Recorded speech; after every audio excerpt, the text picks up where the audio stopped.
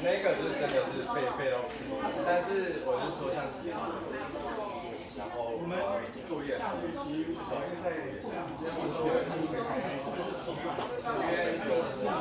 之前有一堂课，然后我作业所以我的那组作业我交的作业是但是我下个月拿了那个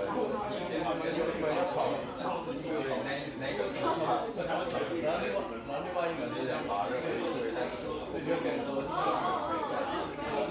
我刚才是举例，但我说还有可能其他的原因是，因为我后来是做的才发现到，那是跟我所有的广告的效果啊，但是不太可能没有太意识到我讲的。所以那个片也可能帮助你们回去。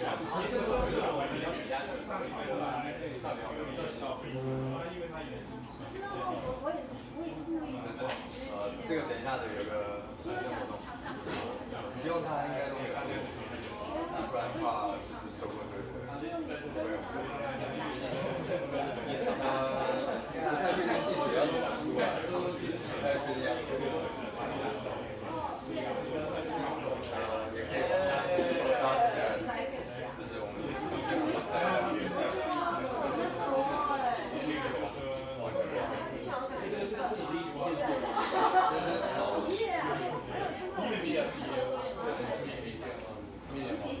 我写4年，可是几月之后的也非常非常。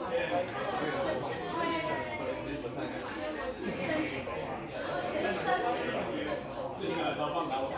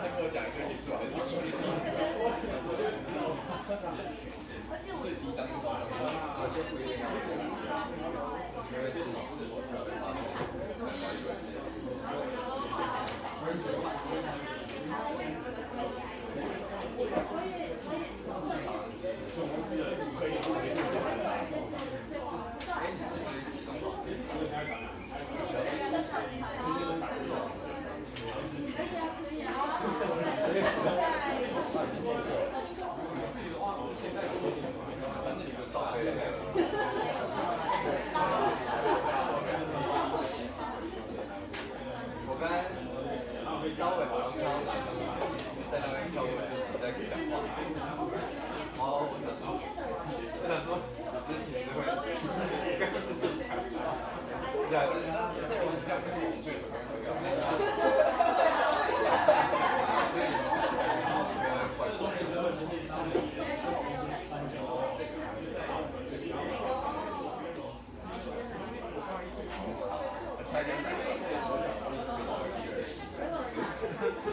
难怪跟朋友聊天会觉得会有感觉英文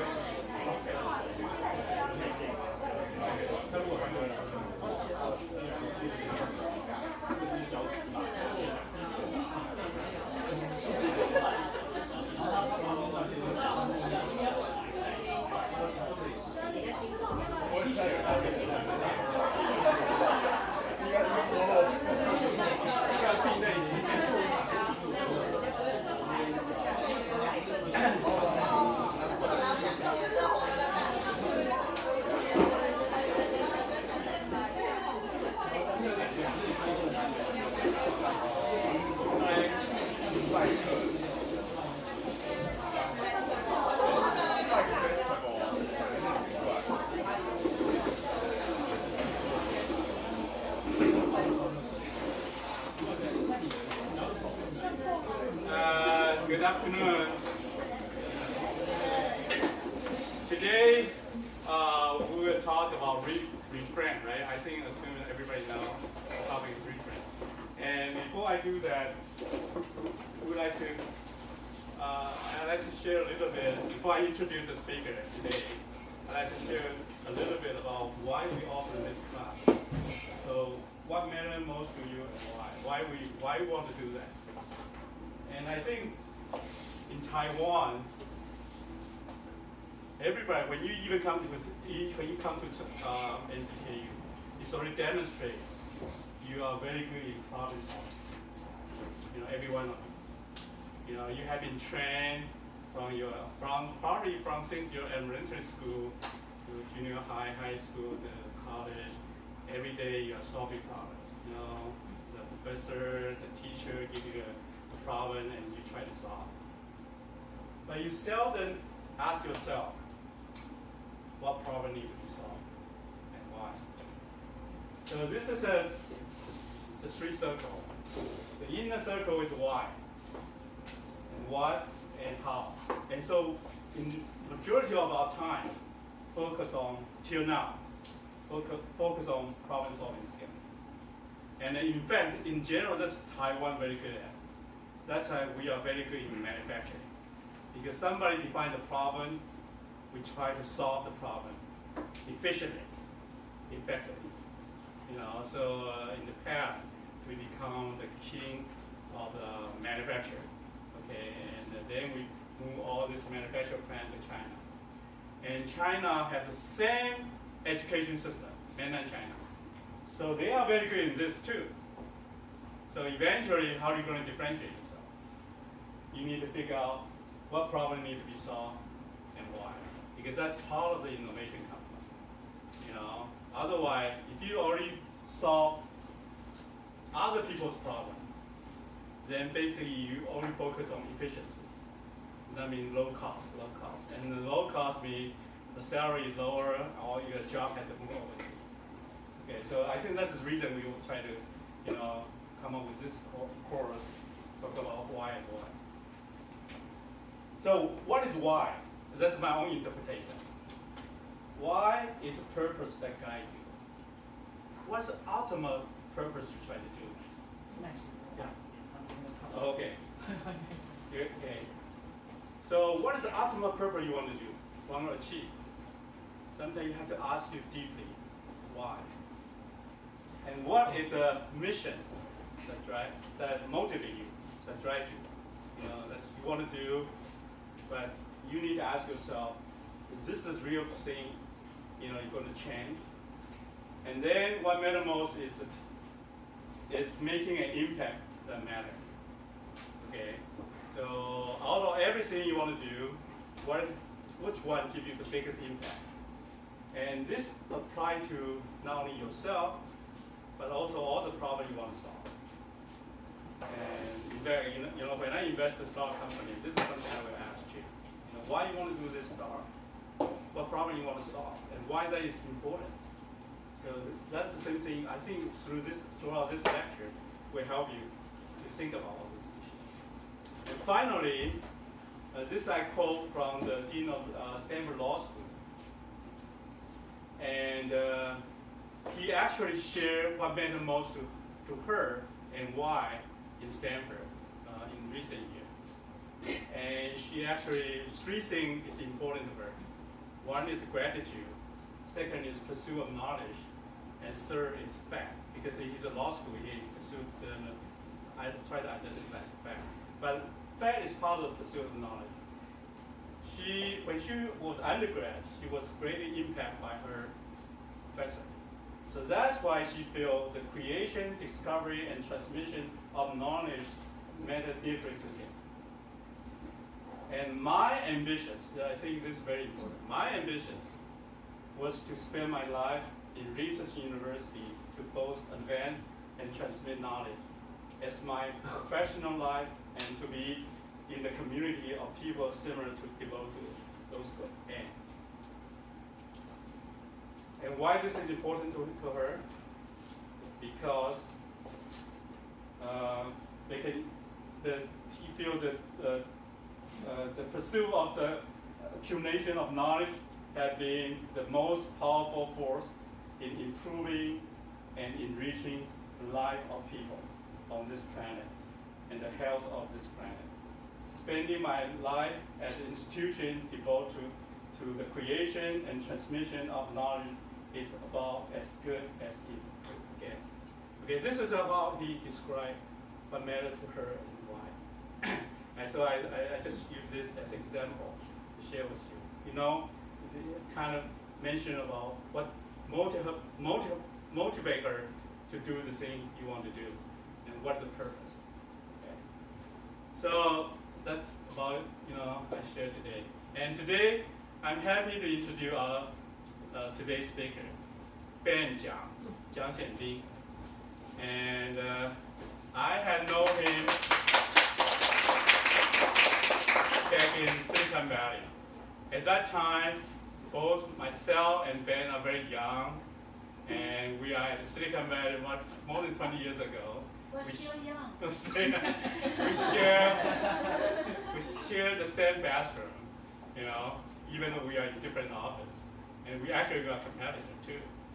And after 20-some years later, he still looked young and mature, and I look much older. So I don't know why, but he probably today will tell you why. So let's welcome Jiang Xianbing. Ben. Actually, I think before this, we should have some warm up, because I see people are feeling tired right now, so I think you guys need some. Okay, everyone has a sheet of paper on your table. Yep. Just grab one paper for yourself.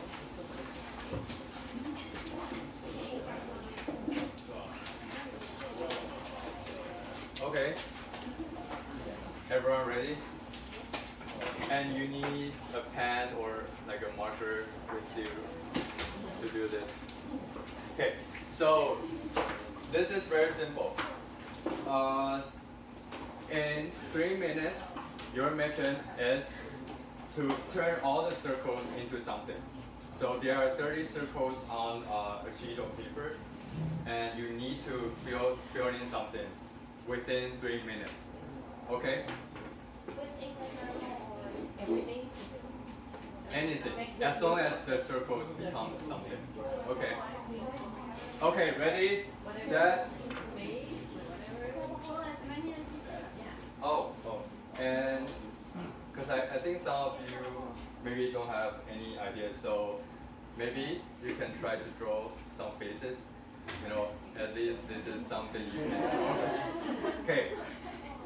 Okay, let's start.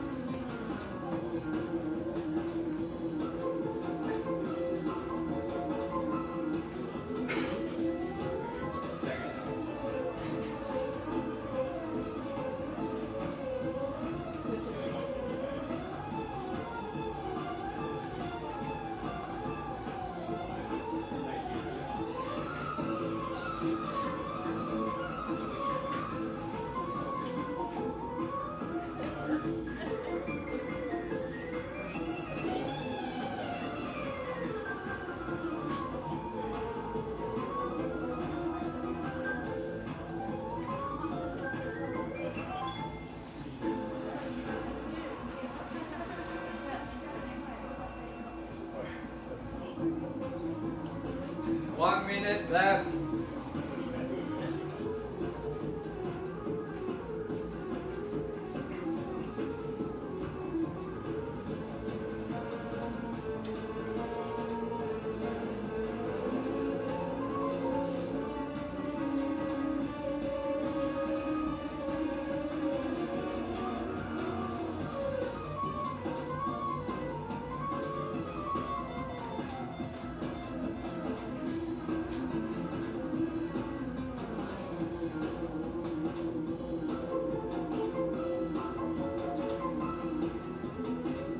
Seconds left.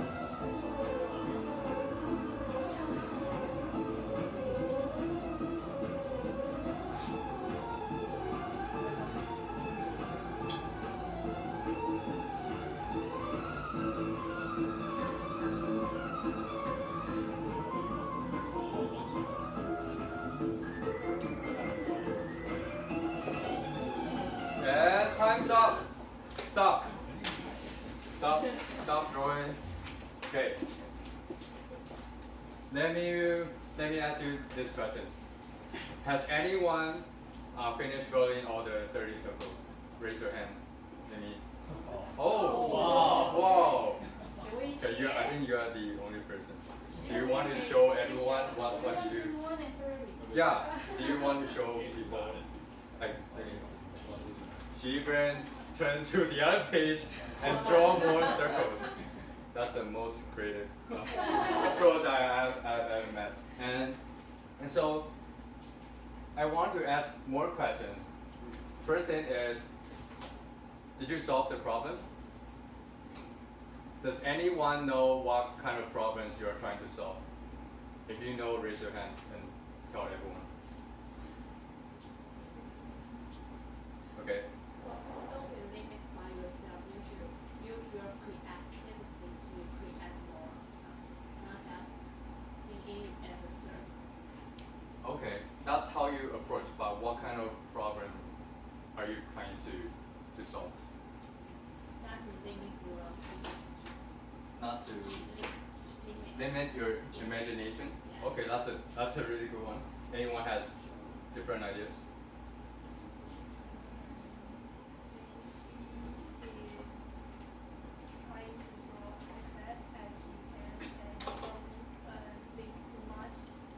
Draw as fast as you can and don't think too much. Okay. Transform our circles into something creative. Okay, transforming the circles into something creative. Those are really good answers. But I don't know if you guys noticed that I said like your mission is trying to solve this kind of problems, to turn those 30 circles into something. So don't leave any blank spaces. So clearly, I think none of you guys really know what kind of problems you're trying to solve. And so the second question is, has anyone tried to cheat to see what others are drawing? Has anyone done this? Oh, okay. You saw some cheaters on group fraud? Aaron, did you tell them to cheat? Okay. Okay, that's good. Good strategy. And then, how many of you were feeling frustrated or getting stuck when you draw the circles? Anyone feel stuck? Okay, I think some of you have that kind of feeling. And then, how did that feel like? How did that feel like? You you were blank and blank, not knowing what to do with the circles. not knowing what to do. Yeah. Okay. Okay, so actually this is something that I wanted to kind of introduce today. As Max already told us, today's topic is reframe. But before knowing reframe, let's talk about framework. Does anyone know what's a framework? Can anyone explain? Okay, I don't think anyone Okay, so I think I can provide you some kind of examples so you guys will know more about what kind of framework I mean it here. So, framework is something really like a thing that I provide for you to think in terms of you guys don't have to sort of sort into any information, and then you can process this kind of thinking faster than without any framework. So the framework I provided for you is very simple. There are only two things. I provided you guys a sheet of paper, and on it I provided you guys 30 circles with the blank you can fill in. And then I said that I have this kind of instruction saying that, oh, you guys have to turn all this 30 circles into something within 3 minutes. So basically, you just need to follow this kind of instruction without ever thinking about, oh, maybe I got a sheet of blank paper, how do I do? But on it, I provide some kind of guidance for you guys to follow. So basically, framework can be, defined into like a way that you can follow it, or instruction you can follow it, so you don't have to think through about it. And one thing I wanted to point out is that, clearly these frameworks are actually explicit. What I mean explicit framework is the thing, you can feel it within the real world context. You can see it, you can hear my instructions. But I wanted to also point out that there are also implicit framework. Does anyone know the difference of explicit and implicit? Can anyone explain? Does anyone have any? Oh, go ahead. Okay, so explicit is the one that is expressive and clear, that you can notice it from the surface. And opposite, implicit is something that you cannot know or feel about it on the first place. It is something that you need to think through to get the real meaning. Right. Okay, thank you very much. So it's very simple. Explicit means, like as he mentioned, like it's really clear, like you can see it, you can hear it. While implicit meaning that it's more like a feeling, or even sometimes it's within our subconscious. We don't really know, it's really abstract, and those are called implicit. And what I wanted to point out is that there are actually implicit framework within our societies, within ourselves as well. And psychologists call it schema. Have anyone heard of it before? Oh, do you want to explain to everyone what does schema mean? Although you can. Do you want to use your own words to explain to everyone? I think schema is something that your original thinking about something, and you even not, it is sometimes not consciously know what is your schema, but it is the origin of what you do everything. Okay, yeah, I think she gets some of the points that I wanted to introduce, but basically schema is a cognitive framework within our mind. And this is really important to us because our brain actually have those kind of framework that it helps us to process the information much faster than ever before. So basically, there are some of the examples that is within this kind of context. I wanted to use some of the examples to show you how exactly schema appear in our life. So, we're actually in this kind of environment. It's a classroom, like you guys are attending school, and then you come to the classroom, there's a teacher standing in front of the classroom, and I don't know why, but our classroom have many teachers around that feel that you guys feel pressures, and so it makes you unconsciously behave in some way. So, for instance, when you attend the classroom, you go and then sit on the table, and then you pull out your notebook or pen or something. But why did you do that?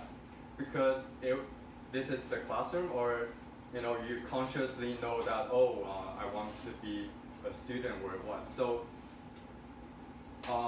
this kind of environment also transformed us, and then it helps our brain to know that, we are actually in a classroom setting, and I should be a student in this place instead of yourself in other places. That sounds a bit abstract, but I'll use more examples later. So, does anyone drew different faces on your paper? Does anyone drew any faces? Raise your hand. Let me see. Okay. Okay, not much. I think half of the people drew it. This is also another schema because I actually intentionally use the examples for you guys to know how to draw it. And because as a teacher tells students, so as a student yourself know, I should listen to teachers to draw the faces he suggested. And then this is another instruction. And also this is the key. Has anyone noticed the music I played? Okay. This is, I don't know, can someone share with everyone about, when you're hearing this kind of music and then when you have to draw, how do you feel? Can anyone share? Go ahead.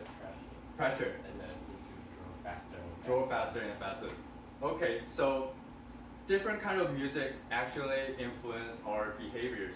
And then it was because we have the schemas in our brain to kind of provide our cognitive framework so that we actually don't notice this, but it makes us change our behaviors. So those are some of the examples that showcase how framework influence our life.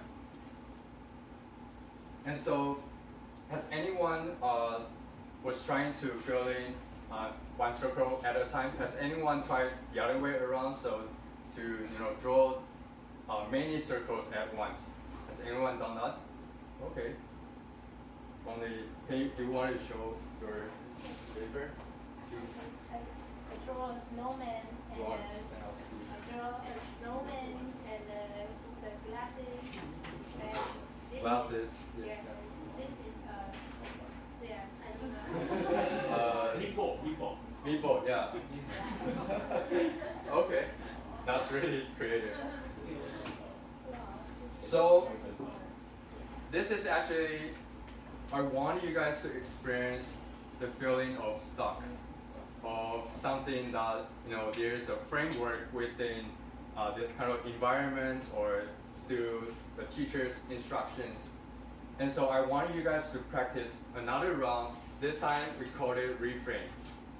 And what this means is that, you don't really have to follow my instructions. Like, why don't you draw something like a glasses, or even a Lego block, or even has anyone played this kind of game before? I don't know how do you call it, but I played when I was young. So later there's another mission because I think you guys have another blank sheet of paper. So later I want you guys to also use 3 minutes, and then we'll have the same mission is to turn all the circles into something. Anyone have questions? Okay. Then start.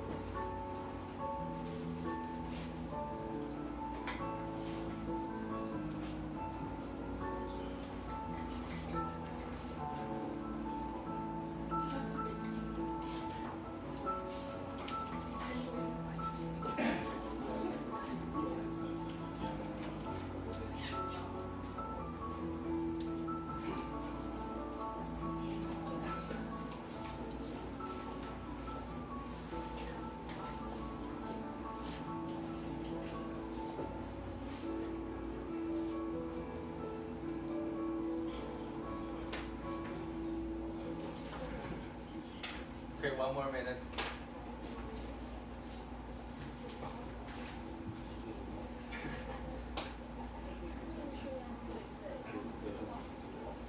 Oh.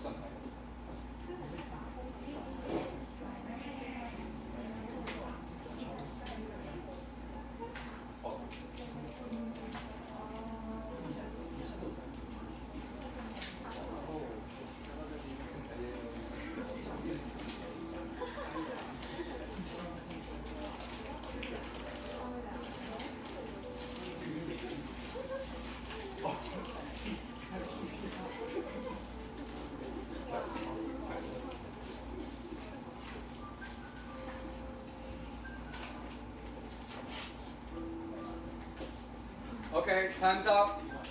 Hands up, hands up. I know some of you might be embarrassed, but does anyone want to, showcase your, your artwork? Anyone want to show? Do you want to show it? What did you draw? I drew a Chinese chess, 象棋. and season. So did you win the chess? Oh no. Okay. Never mind. Yeah, that's my drawing. Okay, thank you. Yeah. I turn all the circle into a ball. Oh, that's the most creative thing I have seen. You won the championship. Thank you. Okay, I was walking around and I saw a lot of people draw glasses and Lego blocks. So I don't know, like this is the framework I provided you guys. So always do think creatively. So there's something that I want some of you guys to share. Maybe can anyone tell me that how was the experience? How was these two exercises you just done? Anyone wanted to share with everyone? How do you feel? Like when you drew it, how does that feel compared to the first time you drew? Anyone have different kind of feeling? Okay, go ahead. My experience is that just at the first time, everyone is trying to fill all the boxes, so all the circles. So Right. you have, like, I was thinking that I have to fill all the circles also, because at least everyone's doing it, and if you don't do it, and then you will seem like very special or very outside the box, outside what everyone is doing. And the second time, everyone is like taking their time to think what they want to make it, what they want to make it into. So I had more time to think of what I can make out of these ingredients. Right, right. Okay. Thank you very much. Basically, when we're trying to do this kind of practices, and when you look at your kind of mindset, how do you approach when you do something like this? So the first time, as she said, it's more like, everyone's taking the test or exam, and I cannot really, cheat on others, or I have to finish all of them because everyone is doing it. But the second time, the mindset change, you feel like you have more control on doing this creatively, freely, draw whatever you want to draw, or even you don't have to, mind about the limitation or the framework we provided. And so that guy, thank you, to turn into a ball to show everyone that you can, have the power to do this. And so the second question is, anyone has, other takeaways from this? Or about the topic today, about the framework, the schema we just talked about? Anyone wanted to share?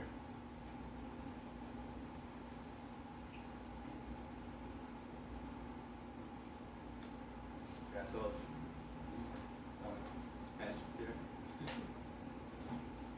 Someone want to share?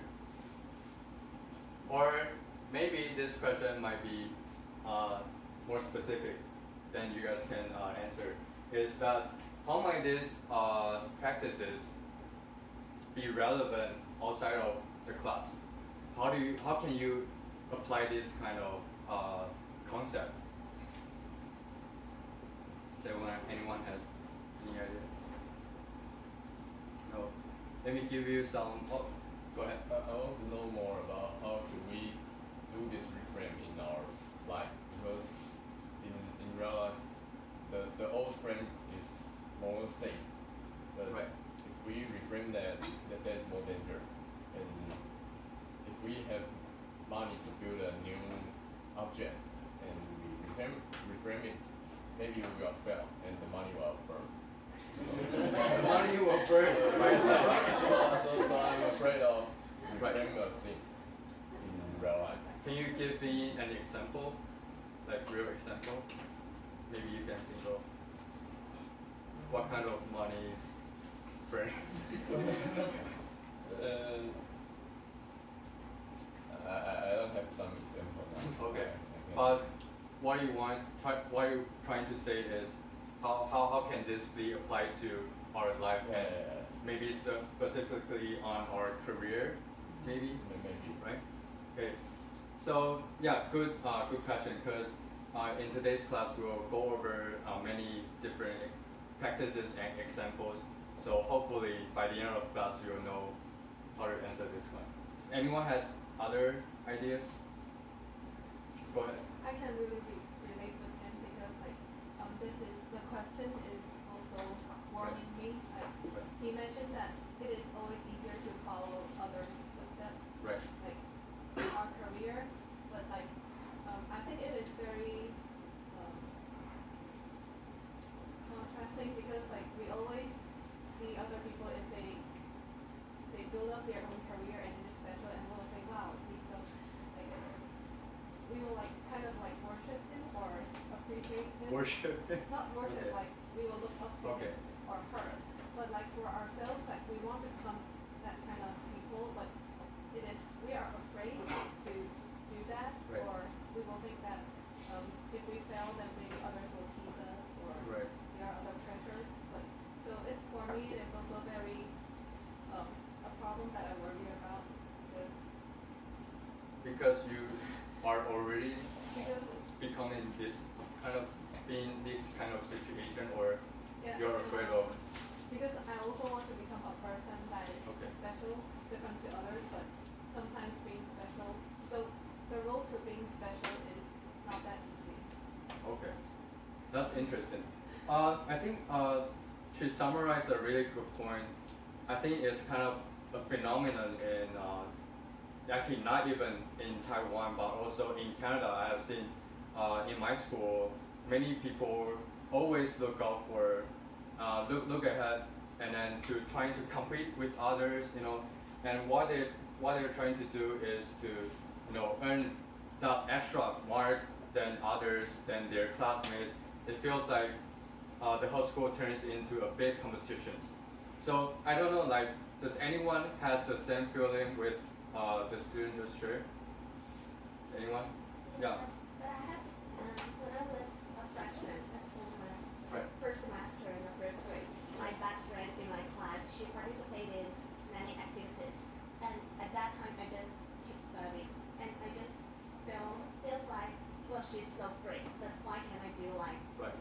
this? And when I go to the second semester, I started to participate in different activities like get and maybe two activities, not that much, but it makes me feel more confident because I'm trying to change my lifestyle. Okay. So through changing lifestyle may change some kind of perspective of you seeing different things. Yeah. Right. And Okay. I stopped to worshiping her because I know that I have my lifestyle and I also can do something like her. Just, Okay. yeah. Okay. Because I saw, some of you guys show your hands.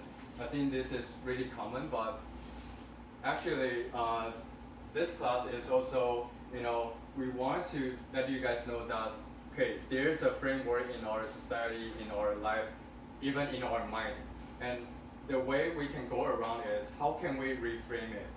And so I let you guys to experience the first time to get in stock, and then compare to the second one on stock. And then the second one, I think that this is probably one of the key messages I wanted to show you guys that every time you approach to something, you can always ask yourself what kind of problems or questions you are trying to solve. Or else you'll feel like which direction am I going to aim, or I don't actually know why I've been taking these classes, or going out for internship to work, but I don't know why I'm there or why I'm here. So this is some of the things that I want you guys to feel it.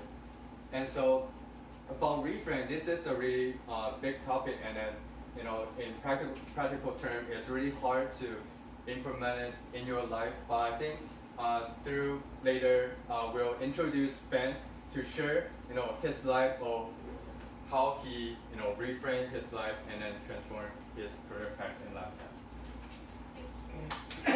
Thank you. Today, our guest speaker, Ben Jiang. He graduated from NTU Mechanical Engineering Department, and then went to Stanford to get his master in interface design in mechanical engineering department. And he, after Stanford, became an entrepreneur, right? And started internet business.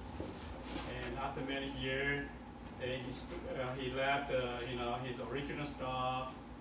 And after RESTful file, he started documentary business. So it's actually from internet to documentary. And he actually produced more than probably 100 documents, in Taiwan already. So he 2 years ago, he was invited by Oscar to become the jury of documentary. So it's a Taiwan Ziguang, right? and he have, like I said, he already reframed so many times. So that's why today we like to invite him to not to be afraid to reframe your life. Okay, let's welcome Ben.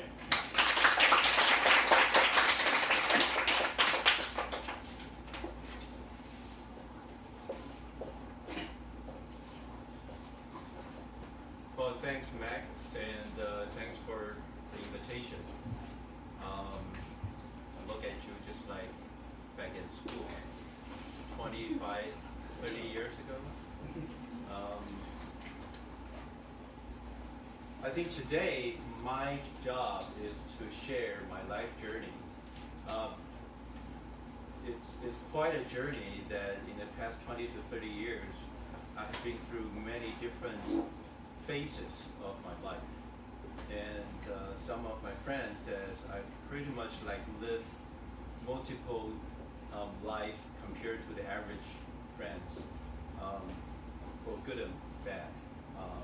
So sometimes I rethink there are probably a lot of reframe I've been doing, but I don't really can identify what did I do in terms of reframe. It almost become part of my basic instinct. So probably you can help to identify what I've been doing in terms of reframe myself. Okay, this is what I look like when I was at your age, 20 years old, 22 actually, before I graduated from NTU. I was 5年8班. I was born in 1969, which is right this year, 2 weeks ago, I was 50, turning to 50. So my generation, boys all want to study so-called engineering, technical engineering, and girls go to like the legal art, like a foreign language or something. I have to admit, my passion, part of the majority of my soul is for the art, legal art. But the family, the society give me quite a high expectation not to go that route, but to study engineering. So I pretty much like go with the flow. My senior high and also my undergrad, I picked mechanical engineering. I didn't know what mechanical engineering is really about until I really, get into the mechanical engineering department. It's hell of the reading. There's like so many different kind of mechanics I need to study. Applied mechanics, fluid, 流体力学, heat mechanics, everything. I think probably in the past 200 years, human civilization, we need to absorb in 4 years. It's crazy. But it turns out in my undergrad, I got the chance to expose to some of the human knowledge beyond mechanical engineering that really changed my life. And I hope my story was I fell in love with human knowledge, but it was not the story. I fell in love with a girl who was a super nerd, super bookworm, that she has an amazing appetite for human knowledge. So she actually sit in to all kind of different classes in departments. I just, chasing after her to try to impress her that I can also encompass such a big spectrum of human knowledge. But after a semester or two, it turns out I was captured by the amazing experience of knowing human knowledge can be so different. For example, you're looking at the world, if you look your mathematics background or engineering background, you have all the formula to describe how the world works, right? But when I sit in the sociology, the class, the teacher and the classmate, they have different thinking perspective on how the world works. And I also date with the 外文系 girls, and she was very unhappy about how I interpret love about. I was saying there's some hormone involved. She was like, come on, you are so unromantic. But that was an amazing experience that when we talk about human knowledge, if you look at a couple of 100 years ago, some philosopher can be also an artist, can be also an architect. It's in one brain. But after 100 years, a couple of 100 years, I think all the different division of the knowledge become all the departments. I think in this room, you come from probably like engineering department and law school or some different kind of background. You have your own perspective on how the world works. And to me, 4 years is really not enough for me to decide which direction I'm going to pursue. So I extend my 5th year to study a little bit more on the spectrum, on the two sides of the spectrum. So I remember on the 5th year, I studied quite a lot of sociology class and philosophy class. And also on the other hand, I studied quantum physics. And it really helped me to stretch my understanding of how apart it can be for the human knowledge. So during the 5th year, I still can't decide, should I go with the liberal art or sociology art, or I should stick with engineering. In between, I'm also a very hardcore painter. I like to paint, I like fine art. So I spend like 1/3 of my time in undergrad doing the painting and sketch and do some exhibition. So I'm exploring my soul. So I took 3 jobs during the 5th year. One is I do intern reporter at the Laval. As a reporter, I wake up every morning like 6 o'clock to compare all the newspaper to decide what kind of news I'm going to pursue, and then for the whole day, chasing after all the leads. At the end, probably around 7 o'clock, we back to the newspaper to write about the report. Around 9 o'clock, we finish, submit to the chief editor, and then start another day. So I took one job as an internship in the newspaper. The second is I took an internship in the architecture firm. I want to know what it's like, have a job, combine sociology, engineering, and art, which is sort of too ideal, right? And the third job, I studied a summer school in UC Davis as a sociology class to see how, if I really decide to go sociology course, what kind of life I'm going to be. So after the 5th year, I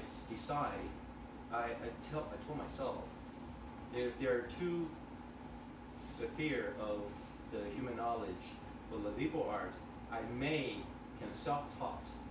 I can self-reading and try to absorb. But the engineering part, I need to be trained.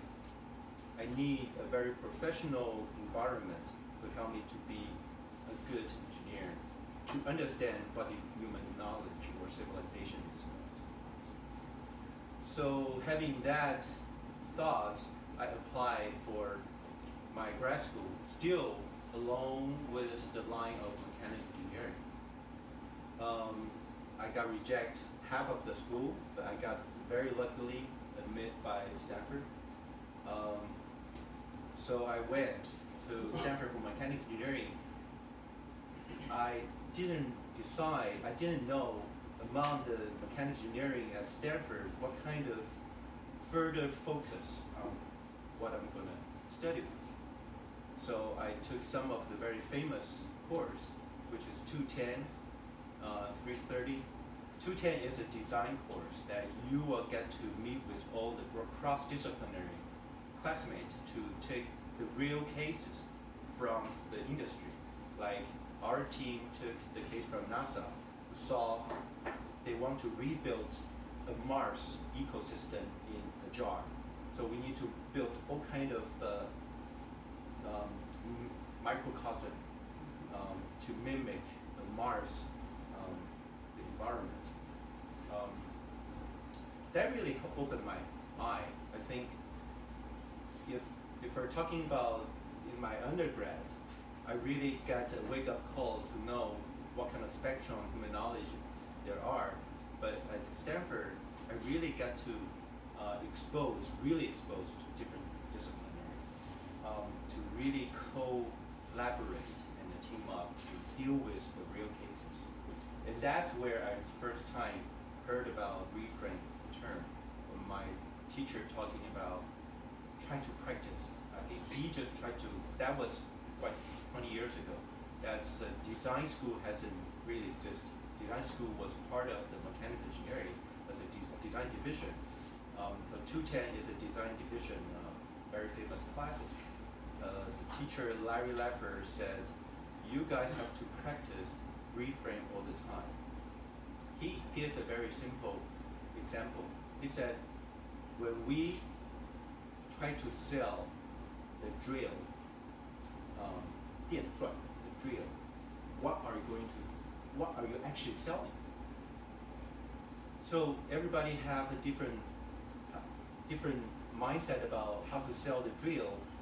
At the end of the day, he said, you have to think you are selling the whole.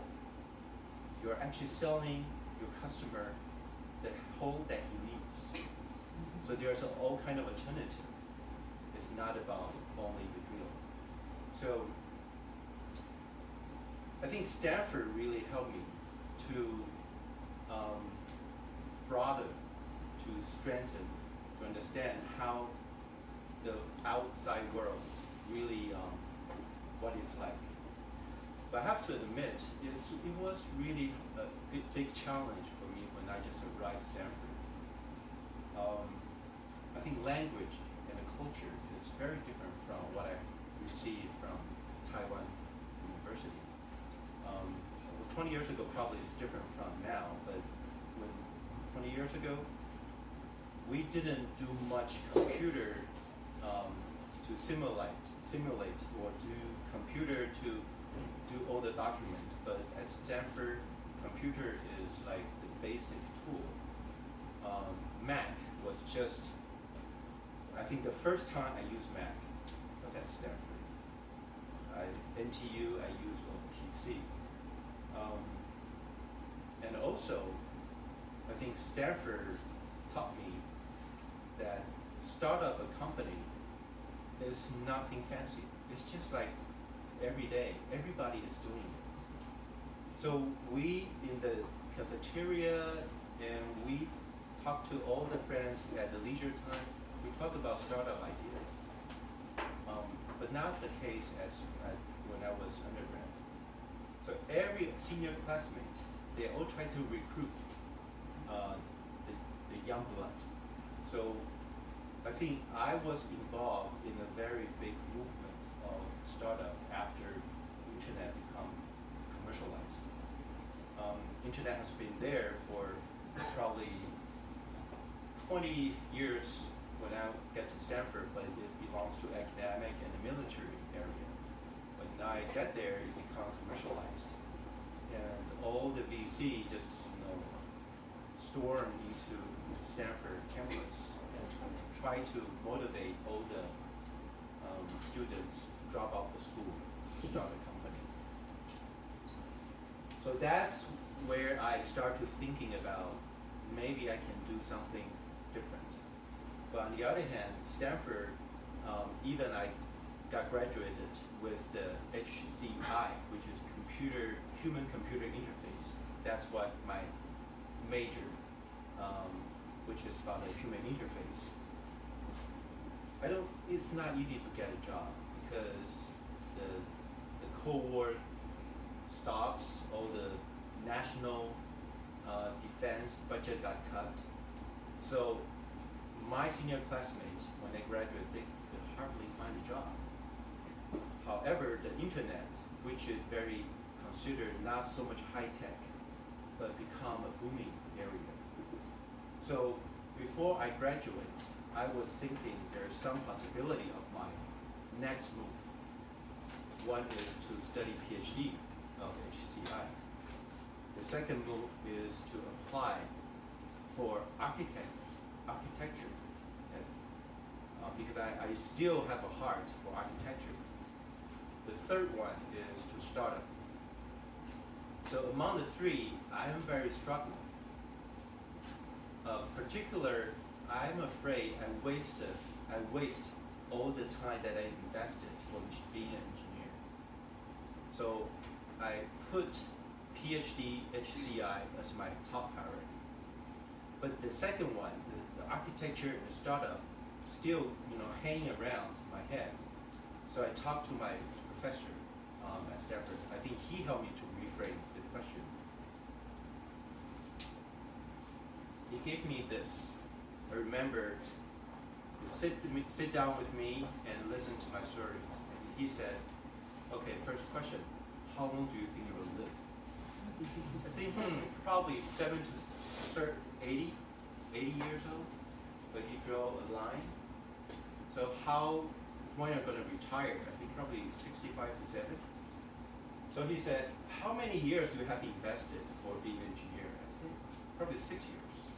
So comparing 6-year investment versus what are you going to do for the rest of your life? Do you want to stuck with this or not? So that really helped me to free up my options. I don't stuck with the existing investment of my life as prerequisite for the next choice. It's actually become one of my resources. It's not a requirement to redeem what I've been investing.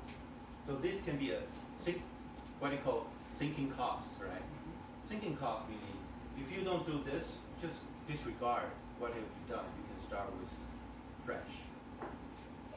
So that helped me to really rethink what can be done for my rest of the next move. So I applied for the architecture, and I also very lucky got the admission from Harvard. And my senior classmates at the campus recruit me to be part of the new startup, which is the CINA. So 3 of us using, we're not starting from the garage, we're starting from the living room. Very later on. But at the same time, I still have 2 choices because Harvard sent me an offer letter, which is so flattering. But the startup, I used the summer to do something quick and dirty, and it turns out a hit for the overseas Chinese. The news become so popular. That really changed my thoughts. Said, can I defer my admission for Harvard so I can observe 1 more year on the startups? So I try to, maximize my options. But Harvard said, no, it's not deferrable. So make your decision now. So I said, well, I'm sorry, I have to decline that case. So I really, yesterday, because of this speech, I really, sort of my document, I found my decline letter to Harvard. And this is the very first PR newspaper, 世界日报, that what we launched, the Senanet, which is the body before CINA. So that's how I met Max. We were at Silicon Valley, and we were also doing very similar internet business. So, we launched the service in 1994 from Silicon Valley, and then 2 years later, the Taiwan Strait Missile Crisis, I don't know, you probably too young to know, when mainland China launched the missile across Taiwan, across Yushan. And all our news is coming from Taiwan because our background, and to my senior classmates, they're all Taiwan background. So we all talk about Taiwan news. And that become a boost of traffic. So every time there's a catastrophe, there's a boost of the news traffic.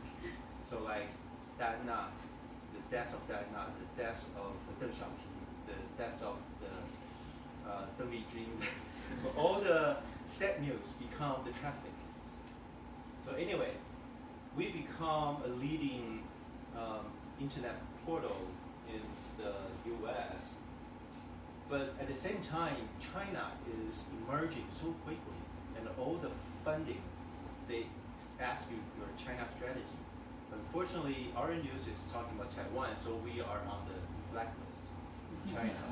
So China, they cannot see any Senanet. So we got to merge with a company called Beijing Stone Richmond, which is another leading portal, news portal in China. So we merged, become the global, Chinese internet company, and got Nasdaq listed on year 2000. And then, less than a year, the bubble bust, right?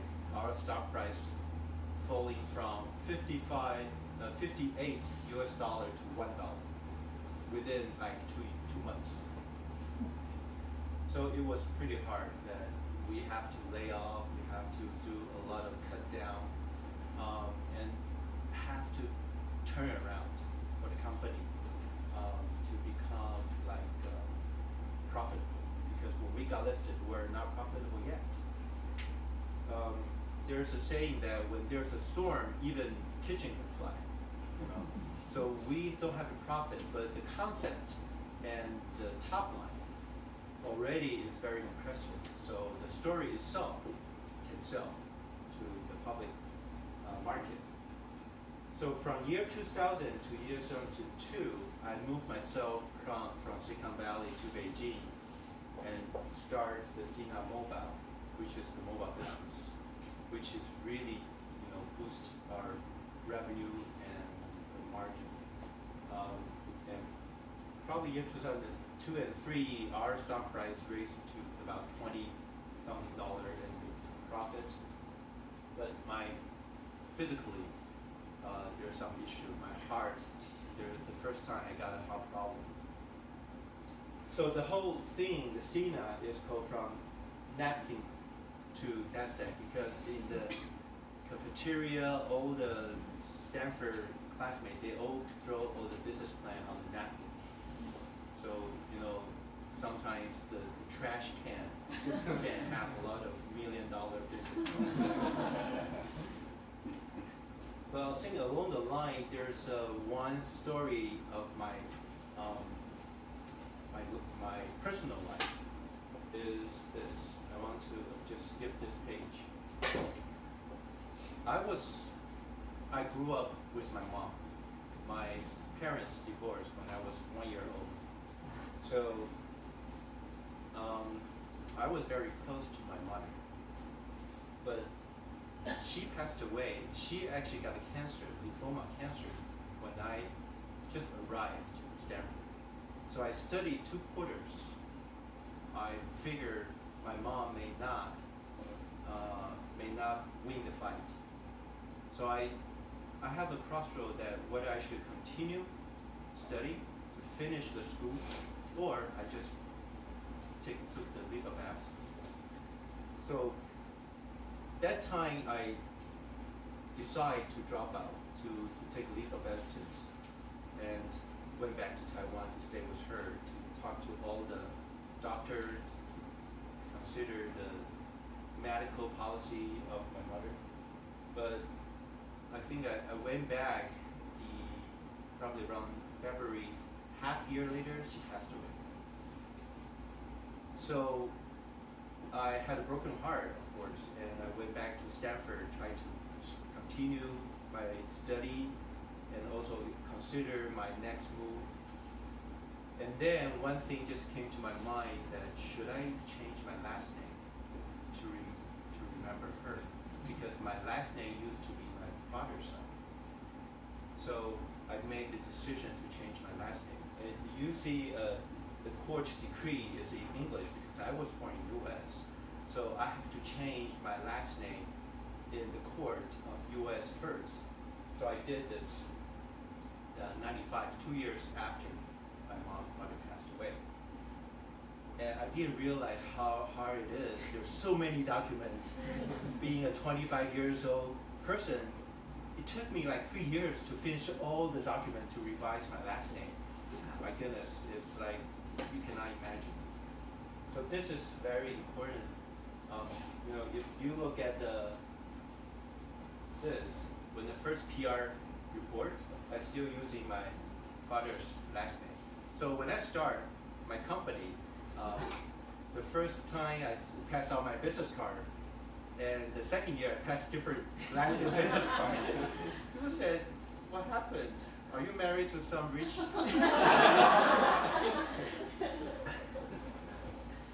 But that matters to me. I think that also called my very important life reframe. Okay. So I had I think Sina put it off, but my physical had a heart problem. So I took 2 months break to really rethink what I'm going to do in the next 10 years. Should I just go back, or should I do something different? My assumption was I should go back to Sina to continue what I'm good at. And so I was going to have 3 months break, but after 2 months I was so eager to work, so I just wrap up my vacation early, back to the office, and realized my office is gone. My desk is gone. That all the work has been taken care of by other colleagues. 2 months for internet is like a long time. And I suddenly realized Sina can move on without me. That's a sad statement, right? But if you reframe that statement, it becomes that God gives you another chance to really think about maybe this is a chance that you can redesign your life. So this is what I did in Shanghai. This is where I am. This is the dot. I have, if you ask myself, I have couple of direction I want to invest in the next 10 years. I want to do documentary films. I want to do new media design because I do a lot of design things. And I can go for calligraphy, arts, and art. So I expand like one level down. The new media I can do display, the pattern design, and so on and so forth, right? In the documentary film, there's an expansion and so on. There's all kind of action plan for me to explore. I spend a year to pretty much exhaust to see what are the landscape is like. So like for design, I visit all the top design firms or the person in the States, like including MIT, Parsons, LA Design School, and so on, to know they had a very hard time. That was before iPhone. All the designer don't have a position in the business decision. They are the executor. They are not the strategy setter. Until like, Steve Jobs, to prove that design really is strategy. But back then, it's really, really hard. Documentary is even harder. Nobody really watched documentary films, and nobody is shooting it. And why do I put documentary here? Because I love watching documentary films. When I was like undergrad, I watched documentary films. When I started a company, I watched all the films produced by the Western world. It turns out that there's a lot of people thinking alike. They all want to do something. So I actually make some very good new friends in the documentary film. And then I step into the doc film circle. And this become my personal hobby. Like I just love calligraphy. I write a lot to create art and calligraphy. So it took me a year, but that year was like zero gravity. I have nothing to hold on. I just to dive myself into an ocean of possibilities, and all kind of, I have to sustain my family question. My family question that, are you still pushing yourself to the second round of venture? Why don't you give yourself a break? You already achieved the first chapter. You already earned a chance to have an easy life for the rest of your 50 years. So I have to explore and to convince my family as well. So I start a new venture, which is documentary films platform, which is right now it actually we provide fund 10 grant to 10 independent filmmakers to submit to us. We funnel from hundreds project every year to select 10 project, become the producer, spend like 5 years to finish the film and bring the film to international, to theater, to whatever. This is like accelerator. If you know the startups accelerator, meaning you have idea, you join an accelerator, you have a mentor, you probably got some fund. We are the accelerator for documentary films. So in the past 12 years, we already produced 100 films and already won probably 6 Golden Horse Awards and got the Daniels Awards. So that's really, I think to me it's really fulfilling that I got to see a lot of documentary films, and I myself really want to make documentary become even more prevalent to you all. I think it can play a very critical role when people are reading less and less, but watching video more and more. So for the intellectual person in the video world, documentary is one of the genre that you cannot miss. So we work with Sundance, do all kind of labs, and we host film festivals, and we produce all kind of films every year. And we use 10 themes, 10-year 10 themes to produce 100 films. And we have a documentary channel now 中华电信 MOD 600台 24 hours, which is probably one of the kind in the whole world. So I think Taiwan has a very special position to talk about Chinese stories because we have a free society. You cannot do as freely in mainland China, not in Hong Kong now, Singapore either, but Taiwan has a very special place for Chinese stories. So we give ourselves slogan, 你下一个看你是什么北湾. So we are moving there, we try to capture them more. Okay, everything sounds so perfect, right? But here comes the second drama. My heart got another big issue.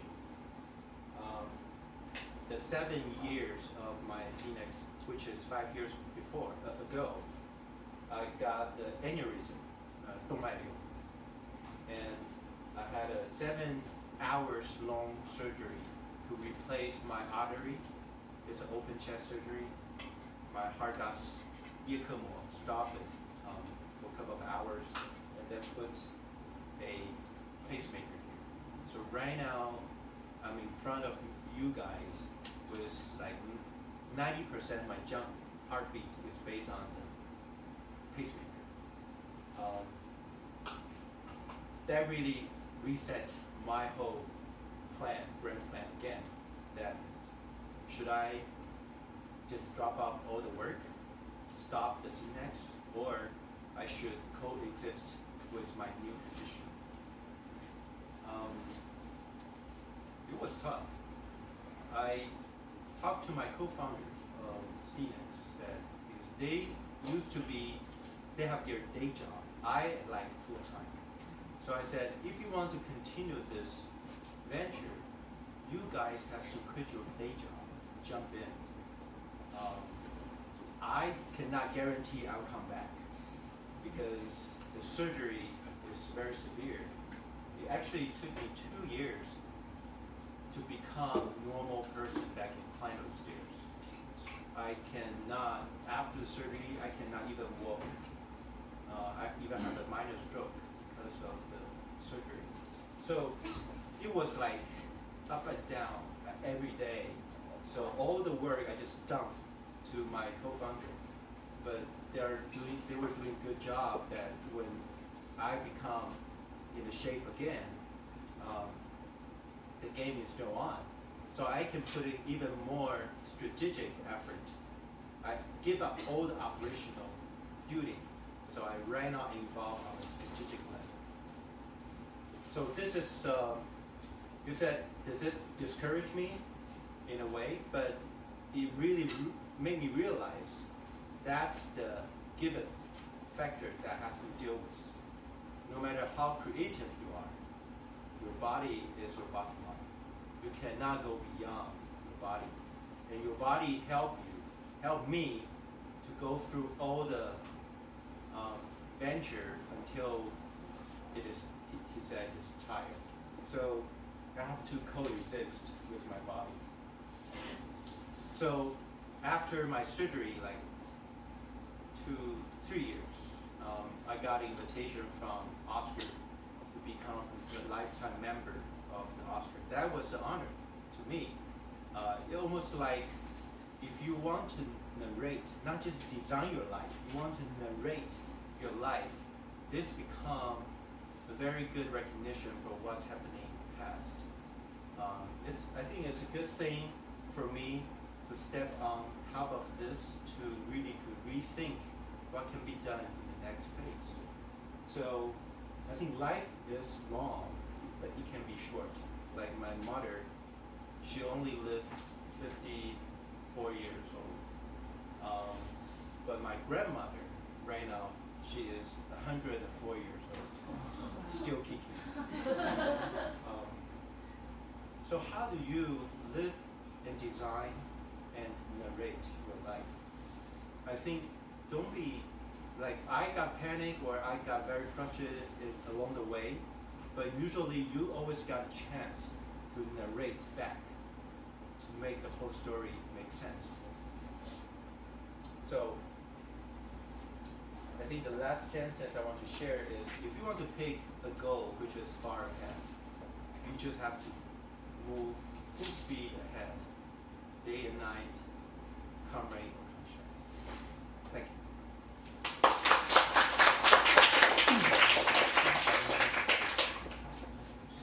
you. Okay, very inspirational, right? So we have a 10 minutes Q&A. You will stay here till end of the class because we have some exercise. But currently we have a 10 minutes Q&A. If you have any questions, ask me. Don't worry, don't worry to break me.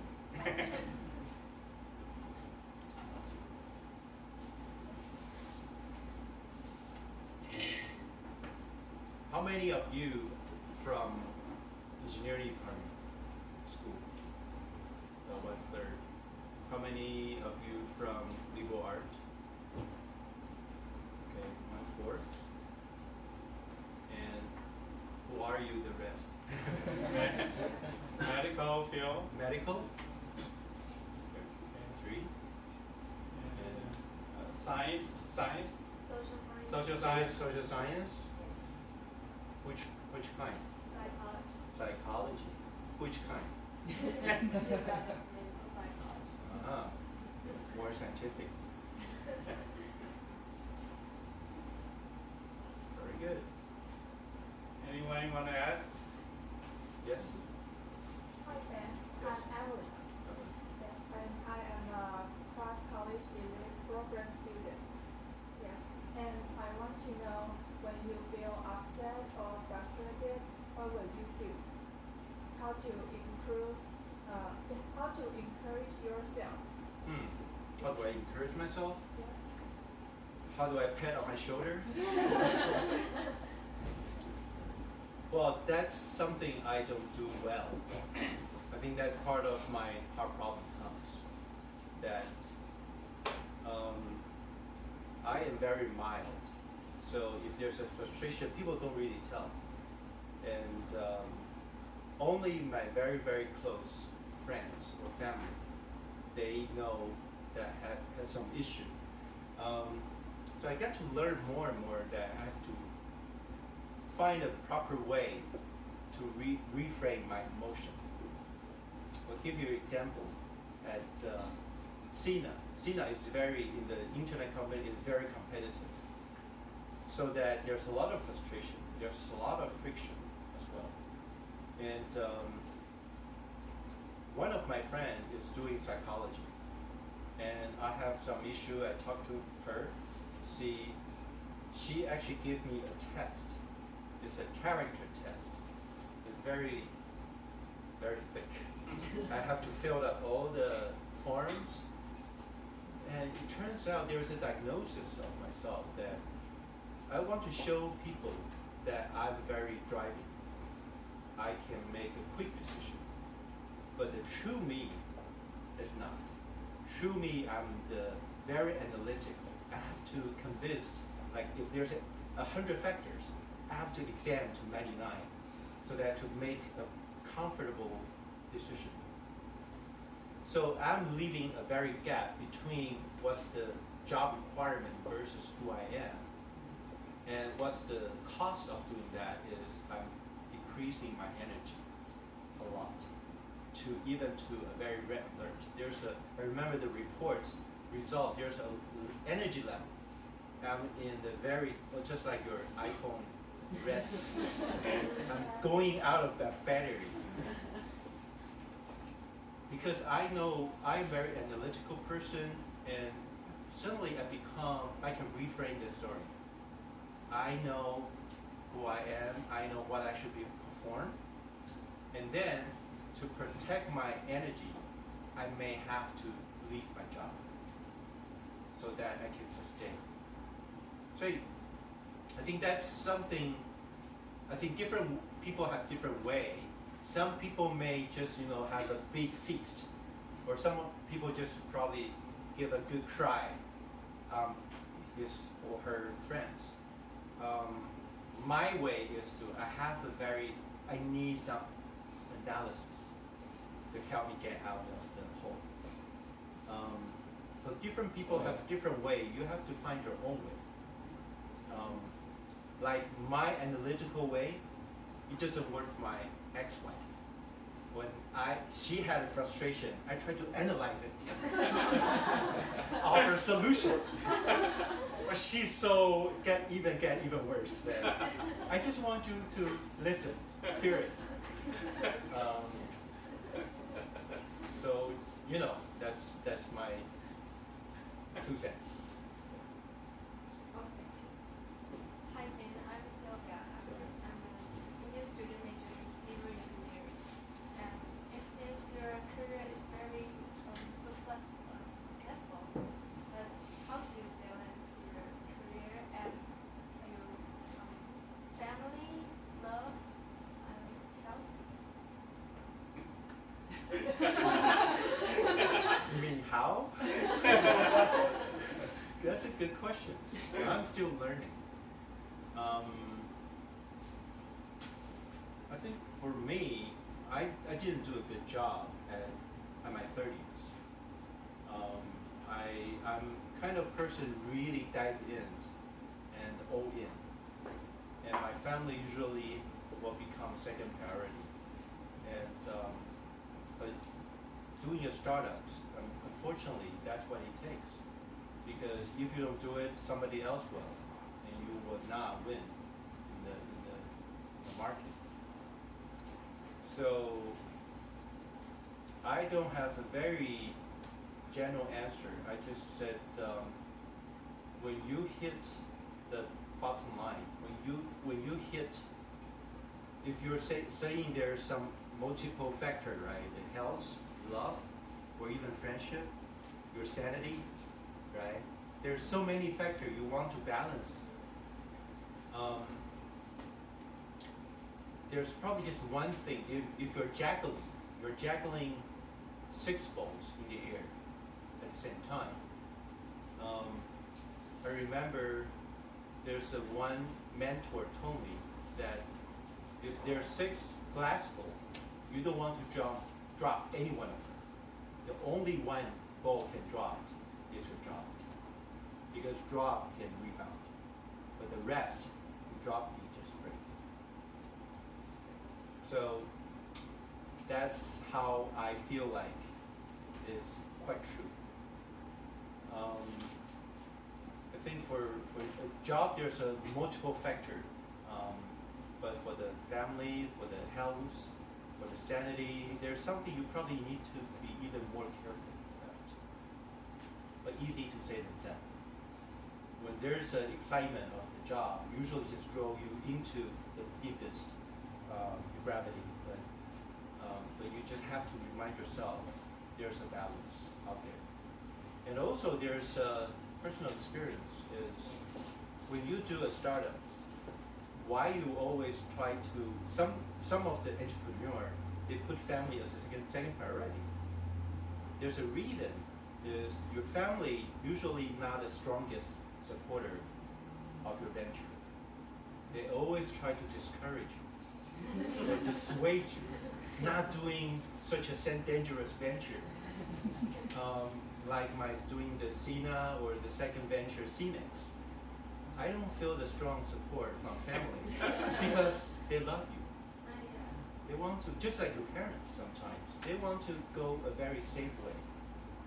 Like my mother, when she was at the hospital, I spent time with her and also tried to, to explore her attitude on my career. Said, should I go for like architecture or something? She was like, why do you want to, do something that, since you're already a very good engineer training, why don't you just keep on doing this? So I think when I get older, I get to realize the fact of life. Those people who love you most usually discourage you the most to do venture in terms of. So you have to jump out and to reframe the comments of your parents to know where they're coming from. And then you have to earn their trust. Until one day, your parents telling their friends, say, look at what my kids is doing, you turn around, okay? So there's a curve that you have to go through. Sorry, you don't have a family support. You just have to go by yourself. And for example, like CNEX, when I do the start of the second venture, for all the 10 people I talk to, probably only 2% give you a positive support.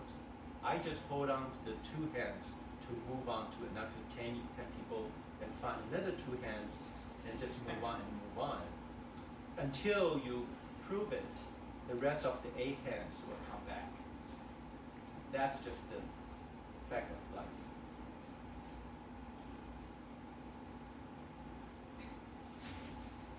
Any question? Oh. Have you failed before? Have you Failed? failed and then not earned their hands, earn their trust? Like the important venture that we failed, and then you said that you would do it despite what the loved one says, right? Yeah. But then have you tried and then you fail and not earn their trust? I think physically, yes, I feel in terms of the health. Because some of my family discouraged me because they said, your heart can only do so much. Don't overdo it. But I don't listen. But I am who I am. So I get to try to know my boundary. So if there's anything unfortunate, I'm accountable, I'm responsible. But I don't want to set a limit before I hit the limit. So my family, some very close, caring family, gave me all kind of advice, sometimes even intimidating. Said, if you even do this one more thing, I'm gonna cut off all the connection with you. But that doesn't work for me. I know they're good off the good part. Yeah. So. Okay, one more question. Okay. Yes. I have this question.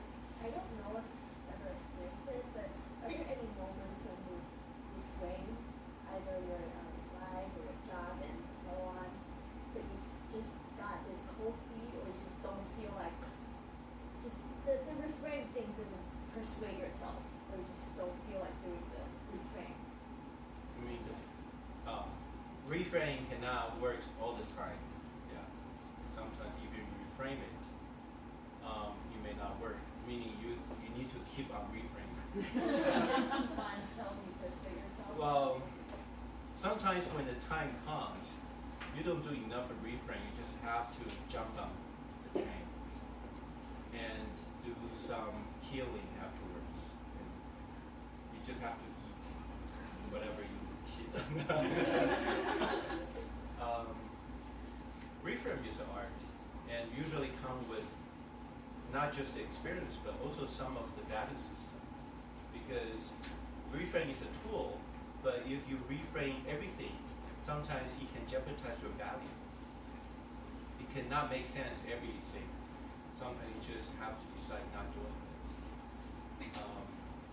But it can be, when you take a step back, I think as Stanford professor always said, if you have an argument, take a step back and talking about what the problem is.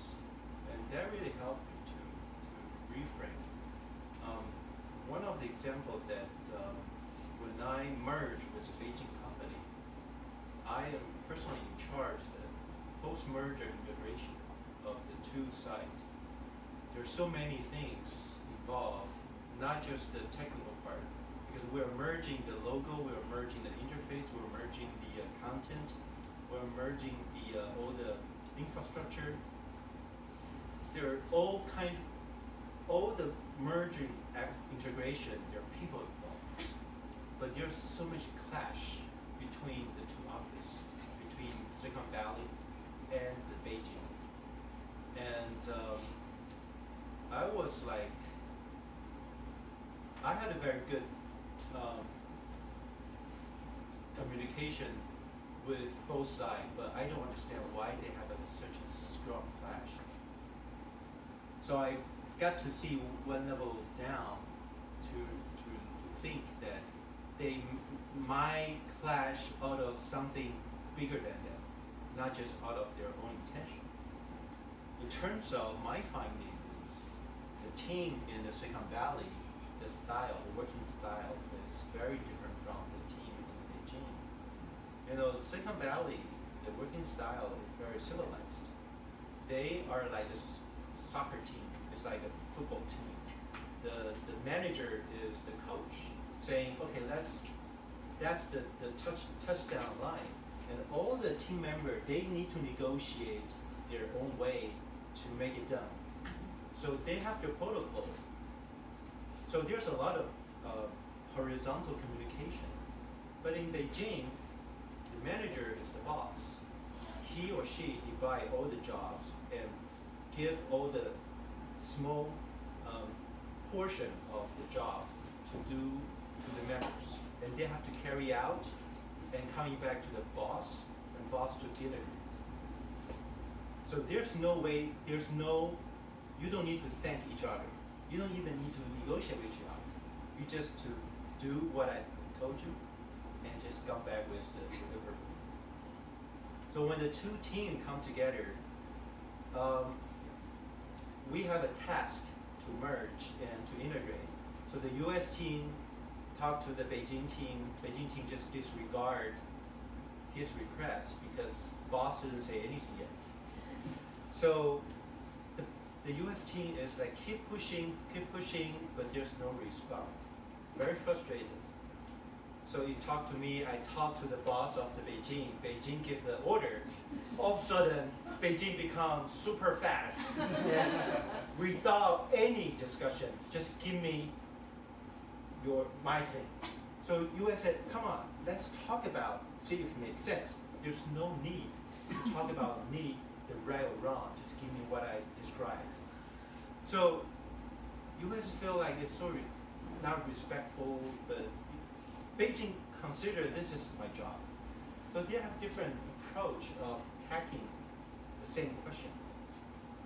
So I have to grab all the team together and telling the difference between you guys and how do you work together in the future. Try to work it out. So this is also a live example of reframe the thing, because when you have a clash, there must be a reason. And the only way to solve it is to look beyond. So I think to me, if you usually, no matter it's your school or your relationships or your career, your jobs, or even personal goal, sometimes if you got stuck, when you take a step back, you just realize the equation is not just a simple equation. 不是一元方程式 It's multiple equation involved. 是多元联立方程式 So when you take a step back, you got to see there's a multiple equation involved, and then you come into, again, you will become different. And this whole world is it's an infinite equation involved. So when you take a step back or even go to the universe perspective, you probably, when you get older and older, you appreciate the problem become a landscape. There's so many things we get together, it become a landscape. All the obstacles and all the options, all the opportunities, and become the landscape, and you are just navigating through this landscape. Okay? All right. We'll take a 5-minute break, and so we'll come back 5 minutes. Okay?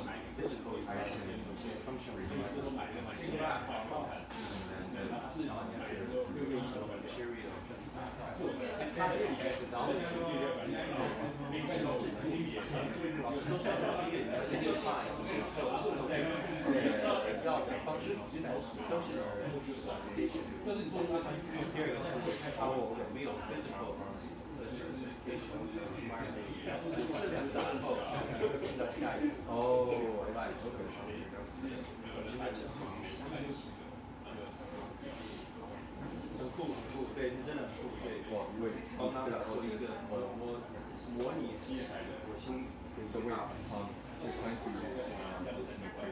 在 Stanford 那个是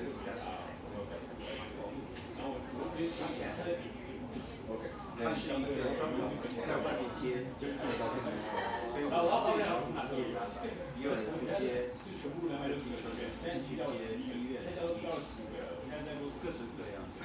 你拿前面10个油灯，那是特油，对，然后全特油水，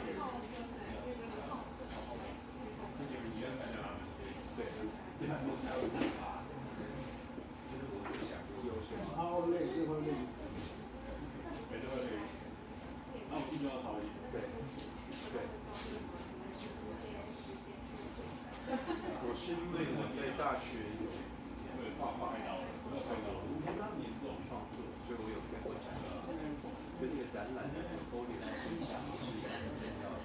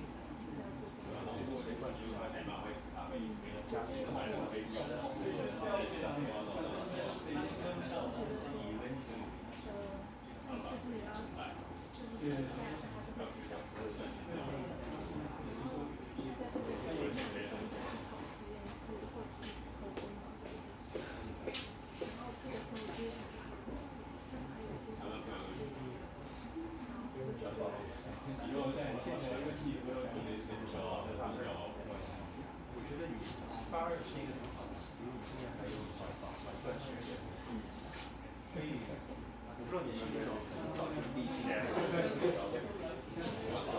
我也是大学的时候对于我要做什么，像是我或者叫我不要做跟政治的人的一些消去法，这是我这个东西我所以在大学的时候有一点是让我去选择做比较它是有一个 taste， 它会让我慢慢熟练，就是我刚才讲的把这个 career 或者是 knowledge 当做一个 landscape， 这里面不同的科系它都不是一个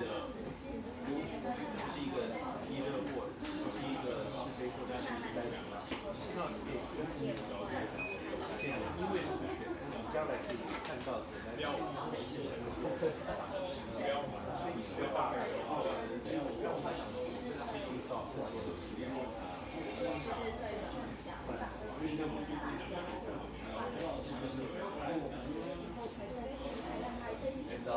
他就说我下线，被消气的料理吃东西，所以里面拿到有些人看过没有？也有一个有些我的同学也一开始就说他要在后面，而且他内心是先看到这个他喜欢这个游戏，而且真的我们一起坐下来要也会有很多小孩，真的是个例事件，对他们来讲，当时真的爱这个游戏。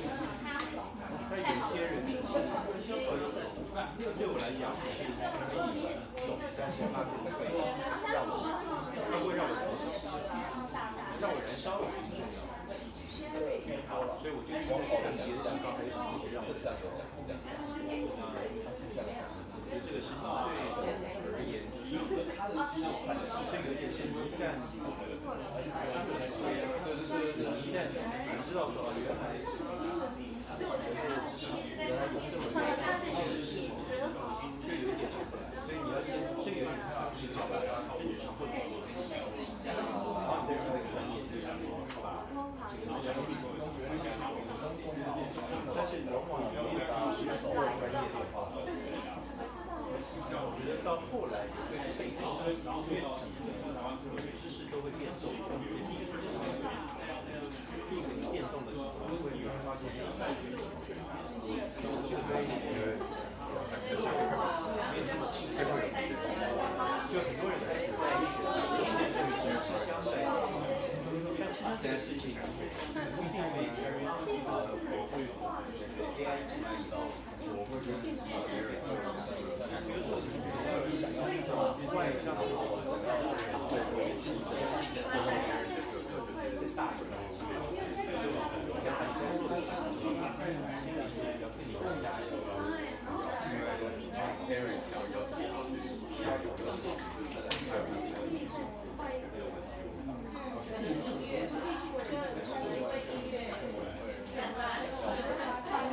我的专业是一个文学分析，不是你最。那我觉得这个就是说，如果重新 reframe 可能你要这么做 vertical， 因为有些人他就是 vertical 做到但如果你这个外头是一个对比，代表你有好的写的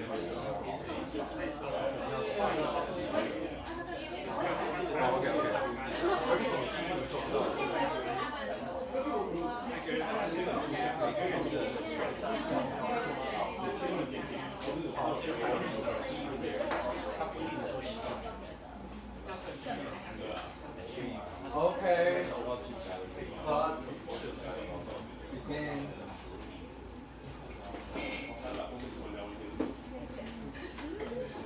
突然有点尴尬。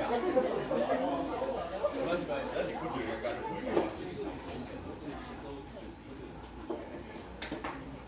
Okay. So I think Ben really, shared his personal own stories to let us know, how he approaches different things when he, encounter maybe what others would call it failures or even, personal pivotal times like the heart attack thing. And I think this kind of stories can, inspire people to reframe the way we think about our life and to think about, are there any different kind of paths that I can take on instead of, focus on the path that I'm going. So later, I'm gonna spend some time today to let you guys know to identify some of the frameworks that we have in our life. And then later on, Aaron will also talk about the gravity problem, which is the reading you guys are supposed to read at home, right? Yeah. Okay. People are nodding heads, so that means you guys have already read it. But first, so I want you guys to imagine a scenario, like the Lunar New Year, where people you have to gather in your grandparents' home, and then you guys have to eat some dinners. But the most frustrating things, at least to me, is my aunt will be like, "Hey Alex, what's your major?" And I'm like, I study business. And then she'll be like, "Oh, so what are you gonna do with that?" So that's her. and so whenever I got this kind of questions from my aunt, I was like, I don't know. I wanted to go filmmaking because I actually take some advertising course at school. Although that didn't really related to the business major that I took. And so she was shocked, and then she was like, oh, but you can't earn money if you go to filmmaking. And then this conversation just ended there. And I paired her, 就是句点. And then this kind of question, I don't know, like, has anyone received this kind of presents from your, relatives or aunt? Just raise your hand. Let me. Okay. Pretty much, most of the people have this kind of experience. So this made me ponder on, why does my major has to associate with my work, my future work, or is there any other way that I can think of, approaching the way, the thing that I study, and then how it can connect to my future job. So let's think about this. So I want you guys to think about, so say, because I know this is a really diverse group of people. People come from engineering departments, medical, different kind of departments.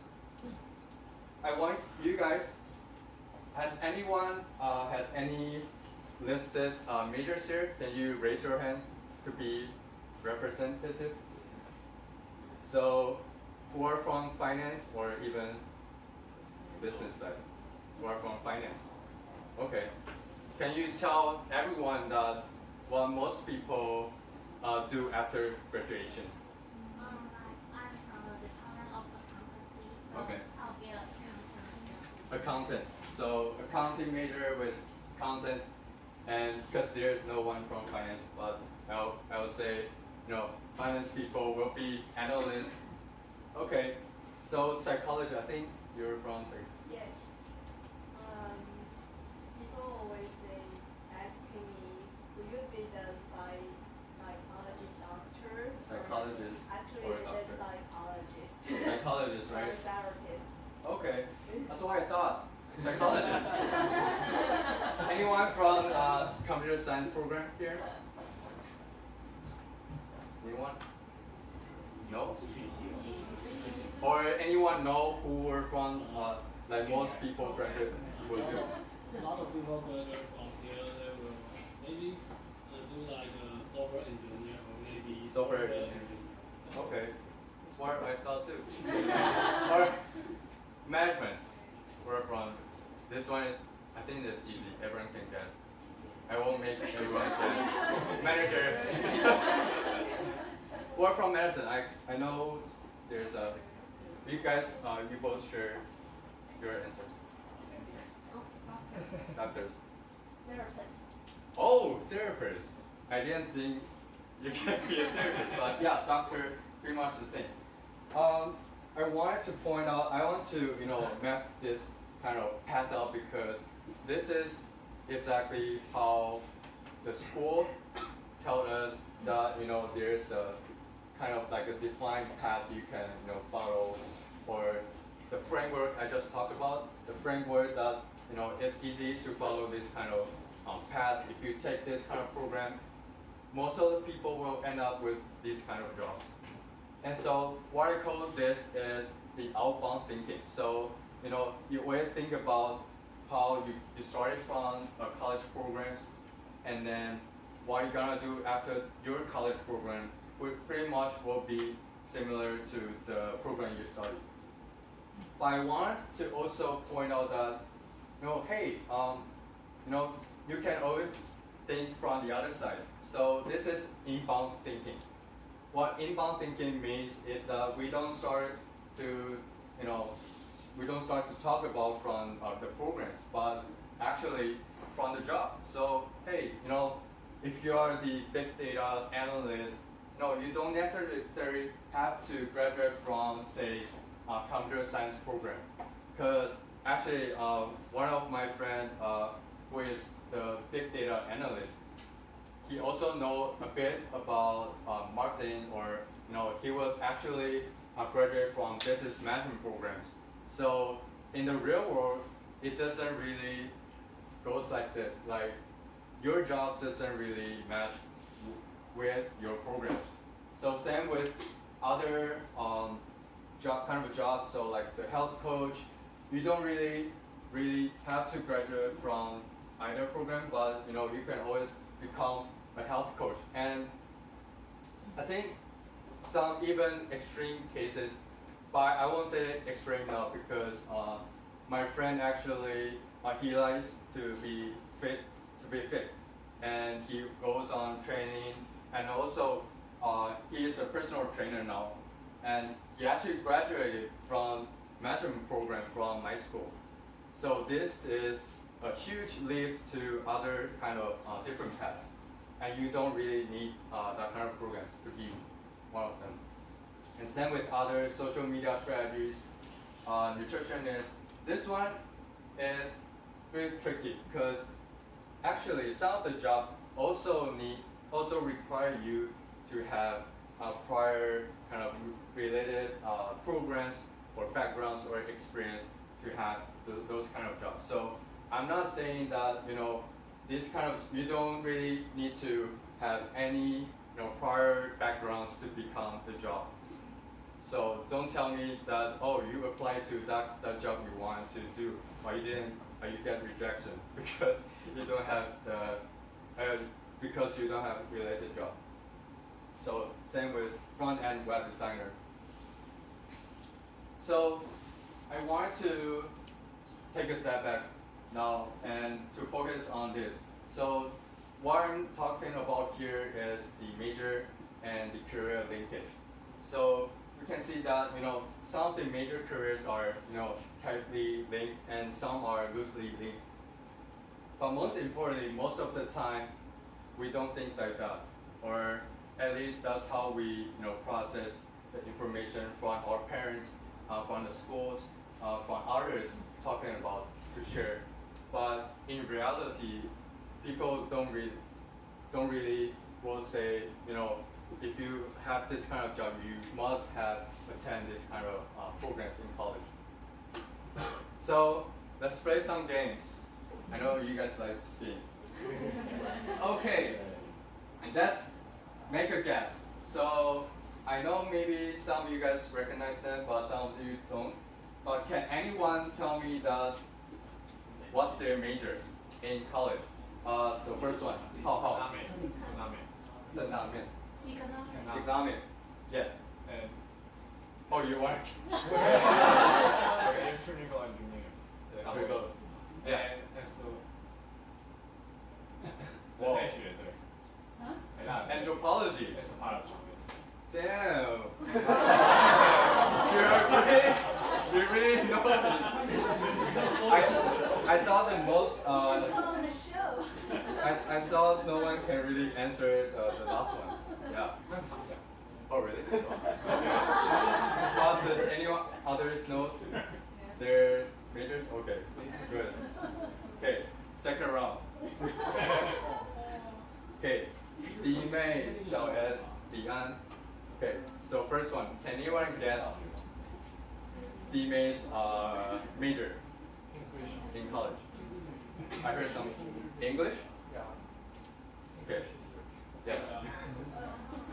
So, Xiao S. 大家都知道小 S. Anyone want to make a guess? Wait, I heard some answers there. Can anyone raise their hand to make a guess? She didn't go to college. That's what they said. Yeah. Okay. Is it true? Because the truth is she studied drama. But maybe I think she dropped out or something. Yeah. About Ann Lee. This is Taiwan Zhigong. Movie? Anyone has other guess? Ben, what do you think? You study movie in the States, In the state. but not sure what's under. Not Okay. It's film. Yeah. I just want to make you guys feel like, oh, maybe he studied. Hey. You got that right? actually met Emma Watson in my school when she was filming some movies. So on the side note, okay, what's her major? Literature. Okay. In Brown University, I'm sure, but Yeah. in what major, not sure. Okay. It's English literature. Yeah. Okay. Anyone know Sheryl Sandberg? Yeah, I love her too. She's the founder of LinkedIn. She wrote a book on it. Yeah. Anyone know her major? Psychology? Psychology. Oh, great. Any other guesses? Max, what do you think? MBA. MBA? That's really close. Economy. Yeah. So business economy. And who wants to? Okay, everyone knows this answer. Yeah, medicine. So remember this. Remember her, my aunt's face. It's actually not her. But I actually Googled this. Like, aunt asked me some tricky questions during lunar year, and then I found this picture. So she can be our representative at this scenario, in this scenario. So, like sometimes I think this is kind of a way we approach to different kind of problems or questions we receive. So every time someone asks questions like, "Oh, what are you gonna do with your major?" And then we have this kind of immediate feedback or response in our mind to process those questions they ask. But actually, are there any other way to reframe these kind of questions? Because if you actually think from this kind of approach or from these questions, most of the time you'll end up struggling thinking about, oh wait, yeah, how am I going to do with my major? And then does my major really have to link with my career? So, sometimes we don't even think about, is there another way to think about the questions other people ask us? And more specifically on, from teachers, from your parents. Because there's a personal story I wanted to share with you guys. Because it has impacted me for a very long time, because I got sent to Canada to study for high school in my childhood. And then I actually knew this when I was grade 8. So one day my parents were like, oh, you're gonna be an engineer, do you like it and do you not? And then they want me to study abroad, and so I didn't even process that kind of information or even ask myself what really matters to me at that stage. And so I was like, okay, fine, like I wanted to travel, so yeah, I can go study abroad. But until I actually got to Canada to study, I started to think about, like, hold on, wait. I didn't really think about who am I and where I wanted to go, but instead I always have this kind of intention of listening to my parents' decisions, or whatever our teachers taught us, that is the truth, or that is the way we should think. But until later stage, when I was in college, I started to kind of have this kind of consciousness or intentionally to ask more questions to myself, to kind of reframe the way I live or the way I think. So this is a really powerful moments for me to ponder on or to question the things I have done before. And then I think what Ben made a point there is that narration is a really good approach when you look back in your life. And I think that's why we have to make you guys do the wayfinding map, because when you actually list it out or map out all the experience or events you have been to, but when you look at in another perspective to look at if there's any connections there, you actually found something differently, and that's how you maybe your first narration will be, oh my God, I was top 8 students, but I got this failure, so I couldn't go up again. But the other way you can approach is that the failure is actually the beginning of your success, and that's how it can propel you to become a more mature person. So through narration is also a good way to reframe the way you think about your life. So want to sum up this session is that don't get caught up in the questions. Sometimes when you receive the questions, you can take a 10 seconds moment to think about why is she asking this kind of questions, or how am I going to approach this kind of questions, and think about different things in your life. Okay, so later I have small discussions for you guys to think about. Are there any other kind of frameworks or thinking like the auntie questions? And then how can you reframe it? So everyone will have small group discussion right now. You have 10 minutes to do this.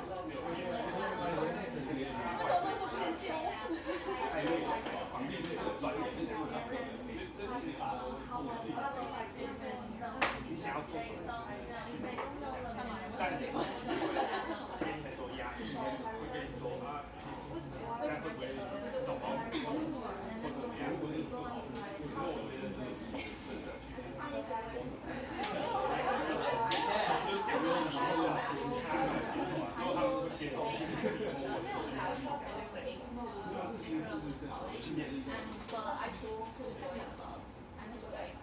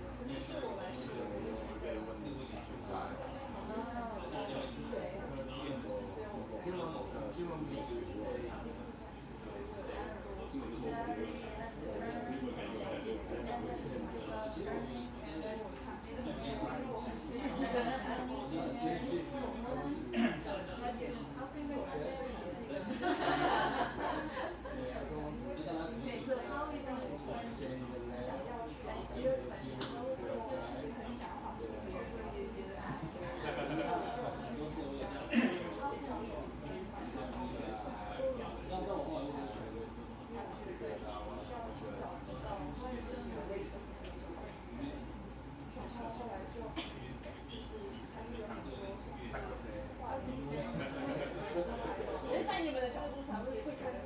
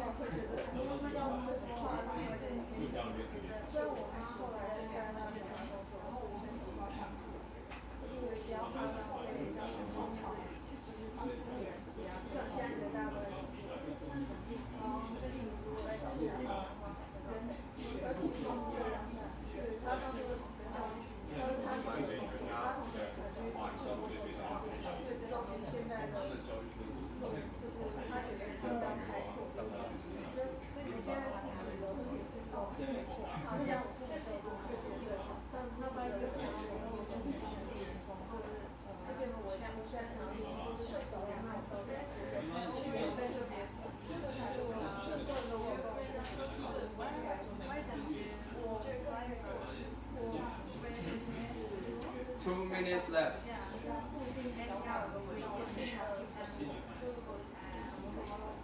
我想用中文说可以。可以，没关系，就是因为我觉得，在大学4年的时间，我去尝试了很多时候，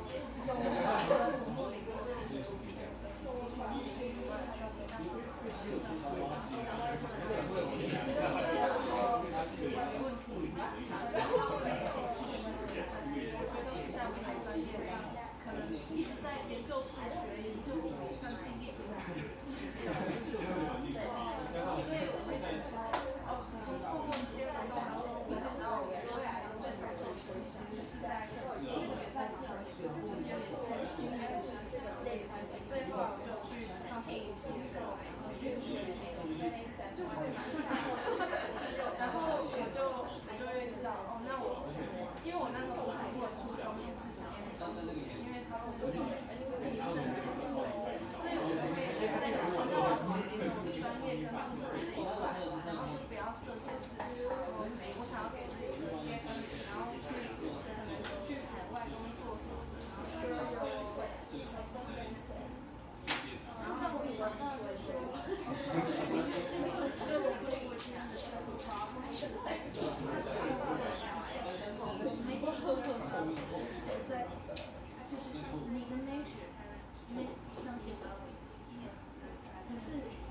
渐的 society 就是要这个 major 必须要这个 major 就更但是他从来就是人生是跟自己他刚会，他从来没有说你不能用你的 social， 你不能看全部，你也可以画自己的一个圈圈，然后跟你在这里，所以是上学校办的。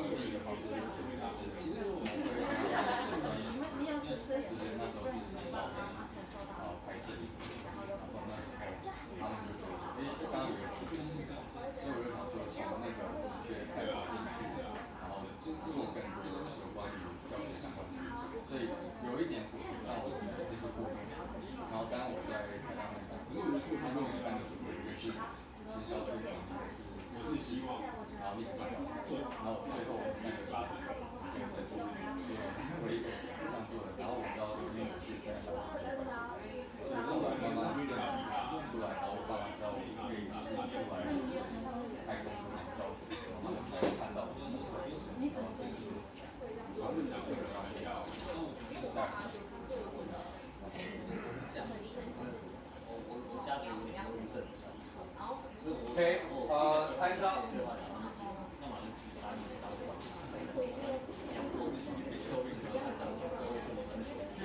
对，我说在这种体现之下，相比上对我来讲，理性乐观派，理性乐观派啊，最坏也不能想好。然后我觉得最高的就是做我的梦想的事情，就已经实现了。Alright, everyone. So after discussing this inbound and outbound decision making, later we are going to watch a short video on gravity property. So I hope you all read the reading before the class. And this lecture is from the two authors of the book. So we're going to watch it, and then later we invite them to share a little bit of his story and experience on the gravity problem. And then later we're going to be having a discussion. So please. About gravity and gravity problems, because one of the things we notice is that a lot of people, and you guys are so far super smart folks, you're really good at solving problems. But you gotta find good problems if you want to work on the things that we're talking about, how to have a more meaningful and more fulfilling life. So this idea of problem finding comes up again and again in design thinking. Are we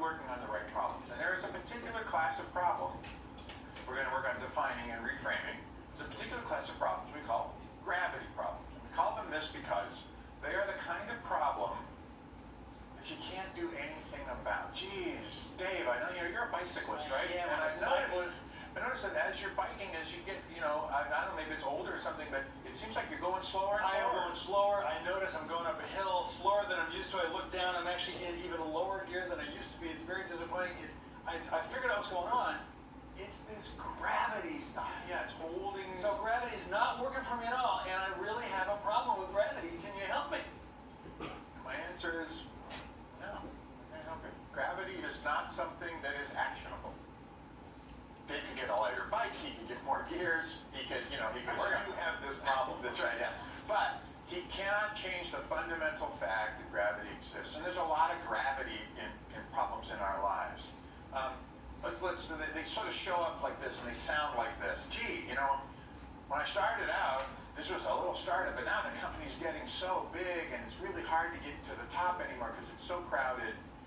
Can you help me fix that? Is that fixable?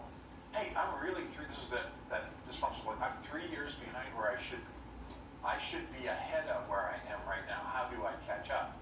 Or, I've just got this amazing overseas assignment, but I got to be near mom. Dad just passed and mom needs support, but I want to go to take the Hong Kong deal. What do I do? Right? So these look like real problems, but they're actually not solvable. There's nothing you can do to solve them. And so what we say with gravity is we need a reframe. We need to take the problem and just accept that this is the kind of problem that cannot be solved. You cannot simultaneously be in Hong Kong and in Palo Alto at the same time. We know no way to do that. The problem isn't coming up with a better idea to change gravity. There is no idea. There's only acceptance. Now, once you've accepted, you have the opportunity to completely reframe what the problem is. Let me show you how that kind of works. So, hey, the company's too big and it's hard to get to the top. What do I do? Well, there's nothing you can do. It's not a startup anymore. So just accept that fact. And now there's lots of people in line ahead of you for that vice president's promotion. So you're not going to get it. You're certainly not going to get it on the timetable that you thought. We were working with a very big company down the valley. You use their thing all the time. Can't tell you who they are. And that's a problem. It used to be, hey, when I first got here, I was getting promoted every 6 months, and now we're a giant company and we're not getting promoted anymore. I don't like that. Well, the reframe on that, first of all, you accept it. It's not starting. There's only two things you can accept it, and then decide to work with it. So look, now that the company's so big, there's so many new opportunities for me to have roles where I can learn something. I wonder what interesting projects I could transfer to, and it'd be a lateral instead of a vertical move. That's a perfectly valid reframe once I accept I'm not going to start them anymore. The other reframe would be, okay, the company's too big, I'm going to move to a startup because I love that energy of constant motion. But if you stick with the problem of, but here I am now at Facebook, Google, whatever, and it's too big and I don't like it being this big, can you please fix it? We're design guys, we can't fix that problem. It's not actionable. It's just a circumstance. Hey, I'm really 3 years behind. How do I catch up? This one's my favorite. This is that dysfunctional belief. There is no reframe. You're not behind. What are you behind? Behind what? Behind some expectation you had of yourself, but that was based on a plan, and reality got in the middle of that plan, and it didn't work that way. And I'll bet you spent some time of that 3 years doing something that was incredibly valuable, so you're not behind. You're not behind your timetable, you're not behind anyone else. You're right here, right now. And this is the place that you can move from. Once you accept it, this is the place you can move from. And what's available from here going forward, gravity just disappears. I'd love to take that overseas assignment, but I got to be near mom. Hong Kong, I got to solve the mom problem. What do I do with mom? Well, I either defer this and decide that right now, for the next year or two, I need to be with mom. Because she's by herself for the first time in 40, 50 years. So that's my choice. I don't get to do both things. Or, hey mom, time for an adventure. Want to come to Hong Kong with me?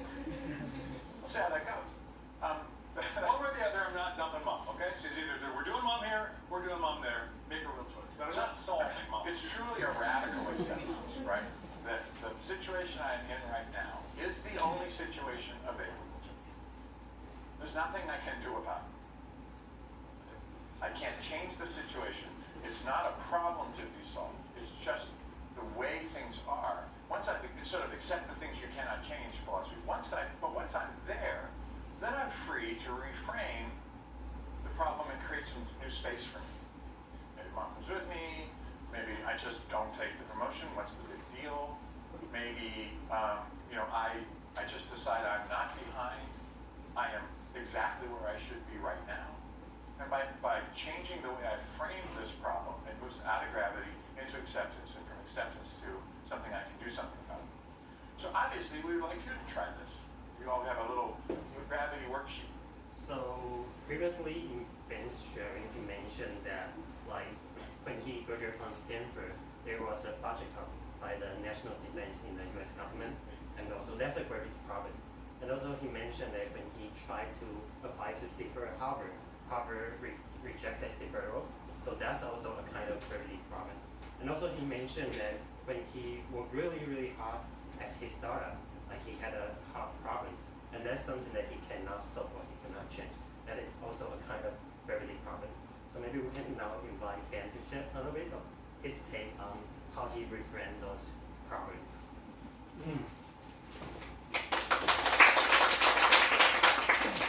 How do I reframe, or if I can do it again? Yeah. Well, you said the first one is the national defense budget cut. Yeah, that I cannot change. And I know the interview didn't went well. All my senior classmates, they just, graduate and pack and go home. So my way of defy the gravity is not doing interview. I started home. So I interview people. Yeah, that's a given. And consider something given, you just have to rethink what the alternative, what the options are there.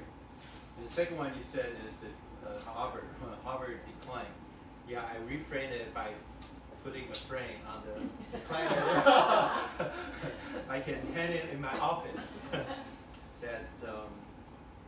But the thing is, I think the hardest for me is to how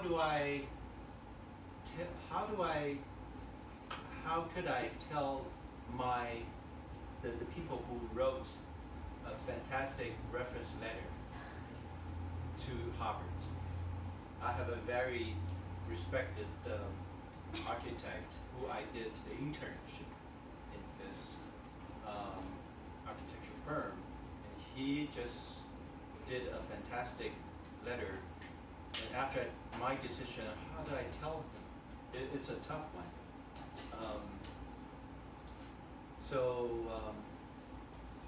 There's no way to dodge the bullet. I pretty much just told him that my heart told me I want to do a startup on the internet. He said, "What is internet?" What net? So I told him that this and that, and we do an overseas phone call, and after like 15 minutes, he said, "Okay, fine. I don't understand what you're trying to do, but you better be a Bill Gates." So that's something. Too bad Harvard is so harsh on the deferral. And the third one is my heart.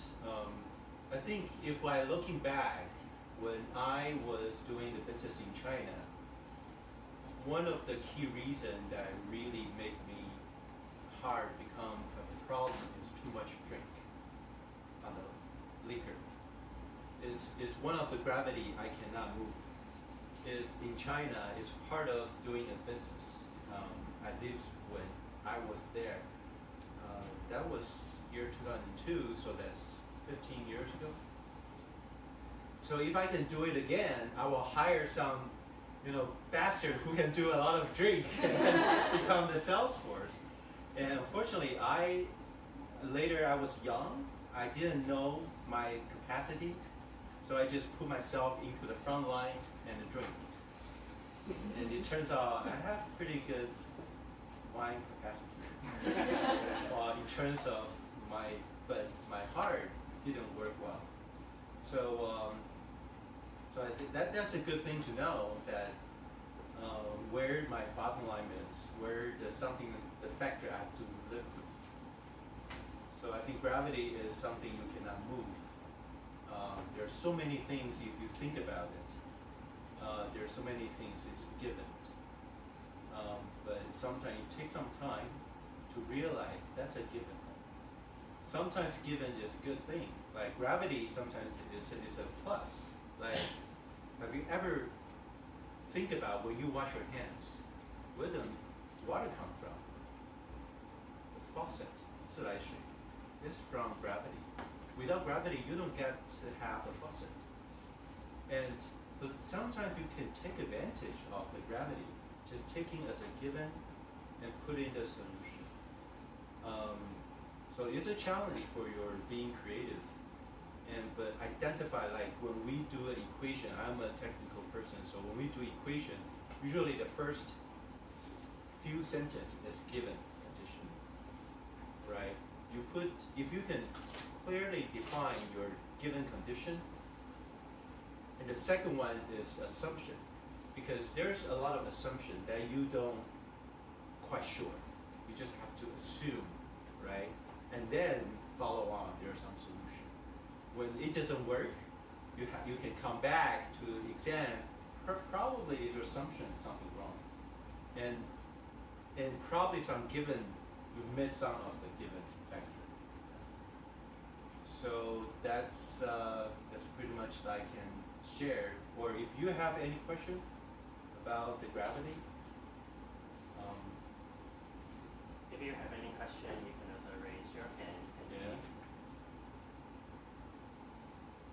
Please. I was wondering that you said that your family is supposed to launch. Yep. And at the moment, maybe like your mom say, no, I don't want to start a company. Have you ever hesitate or okay, be so sure about your decision? How am I so sure? Yeah. I honestly, I'm not. I know what I know. I know what I want. I know what I desire. So that's first question I need to answer myself. If my desire is not strong enough, I may not be able to answer the rest of the questions. The first is I really want it and I desire it. And second is I think I'm pretty good at it. Okay, I can nail it. Whether I have enough resource, I'm not sure. Whether it's the right timing, is too early, I'm not sure. Just like documentary films. There's a very small group of elite like to watch documentary films. I think the skill is a given. It's a gravity problem that I have. I just cannot change overnight. I just have to live with it. And also, so there's no sure bet. And I think I think everybody probably have to deal with such a risk. But you probably sometimes you can ask yourself, there's a very famous quote saying, what would you attempt to do if you knew that you cannot fail? What would you attempt to do if you knew you cannot fail? Meaning, if you have zero risk of doing something, what would you do? So that really challenges your desire, your wants. Okay? And then you can put in more factor of risk analysis, resource readiness, market fitness, or there's so many other questions that, but you have to come back to fundamental, that's you. And also I think a lot of gravity problem people talk about is Taiwan. The scale, the market scale is small. I think that's a given. You cannot change. That's what we were born with. And the Taiwan is just 23 million people population. You cannot change. How do you deal with it? Right? How do you take advantage of that gravity problem? But sometimes just give you one example as a wrap up.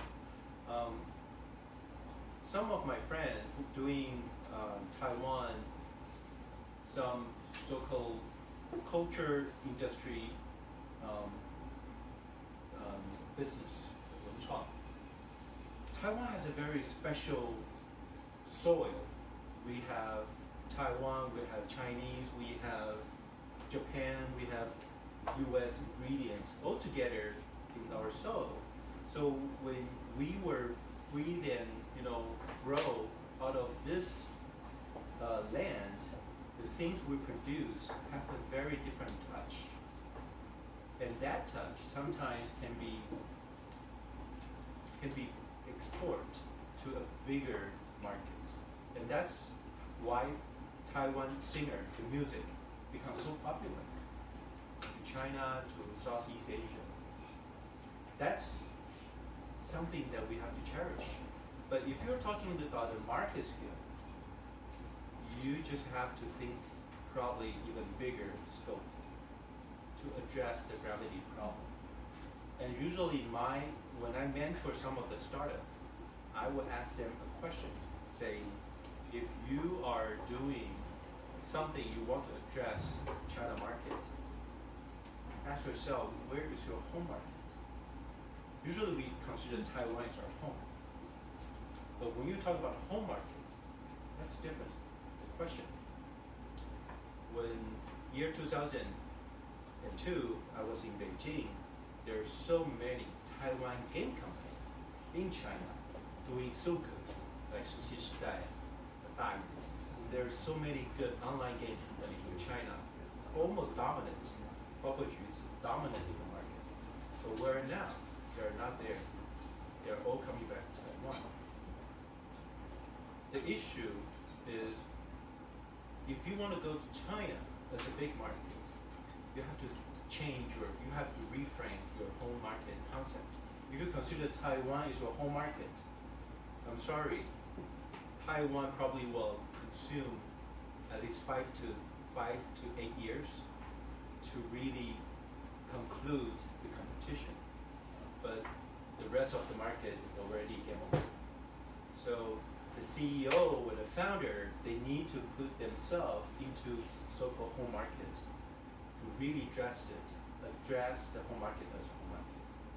So just not talking about Taiwan, talking about Google, talking about eBay, talking about Yahoo, they all have the same issue that their home market is with US, so they cannot address China market as a home market. But China itself is complicated enough that you cannot just decide or put a strategy from a couple of million miles away. So that's something complicated, but it's real.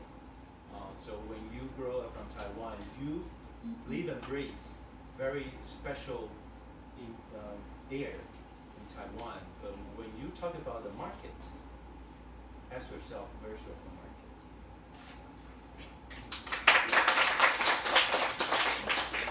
Thanks, Ben, for sharing.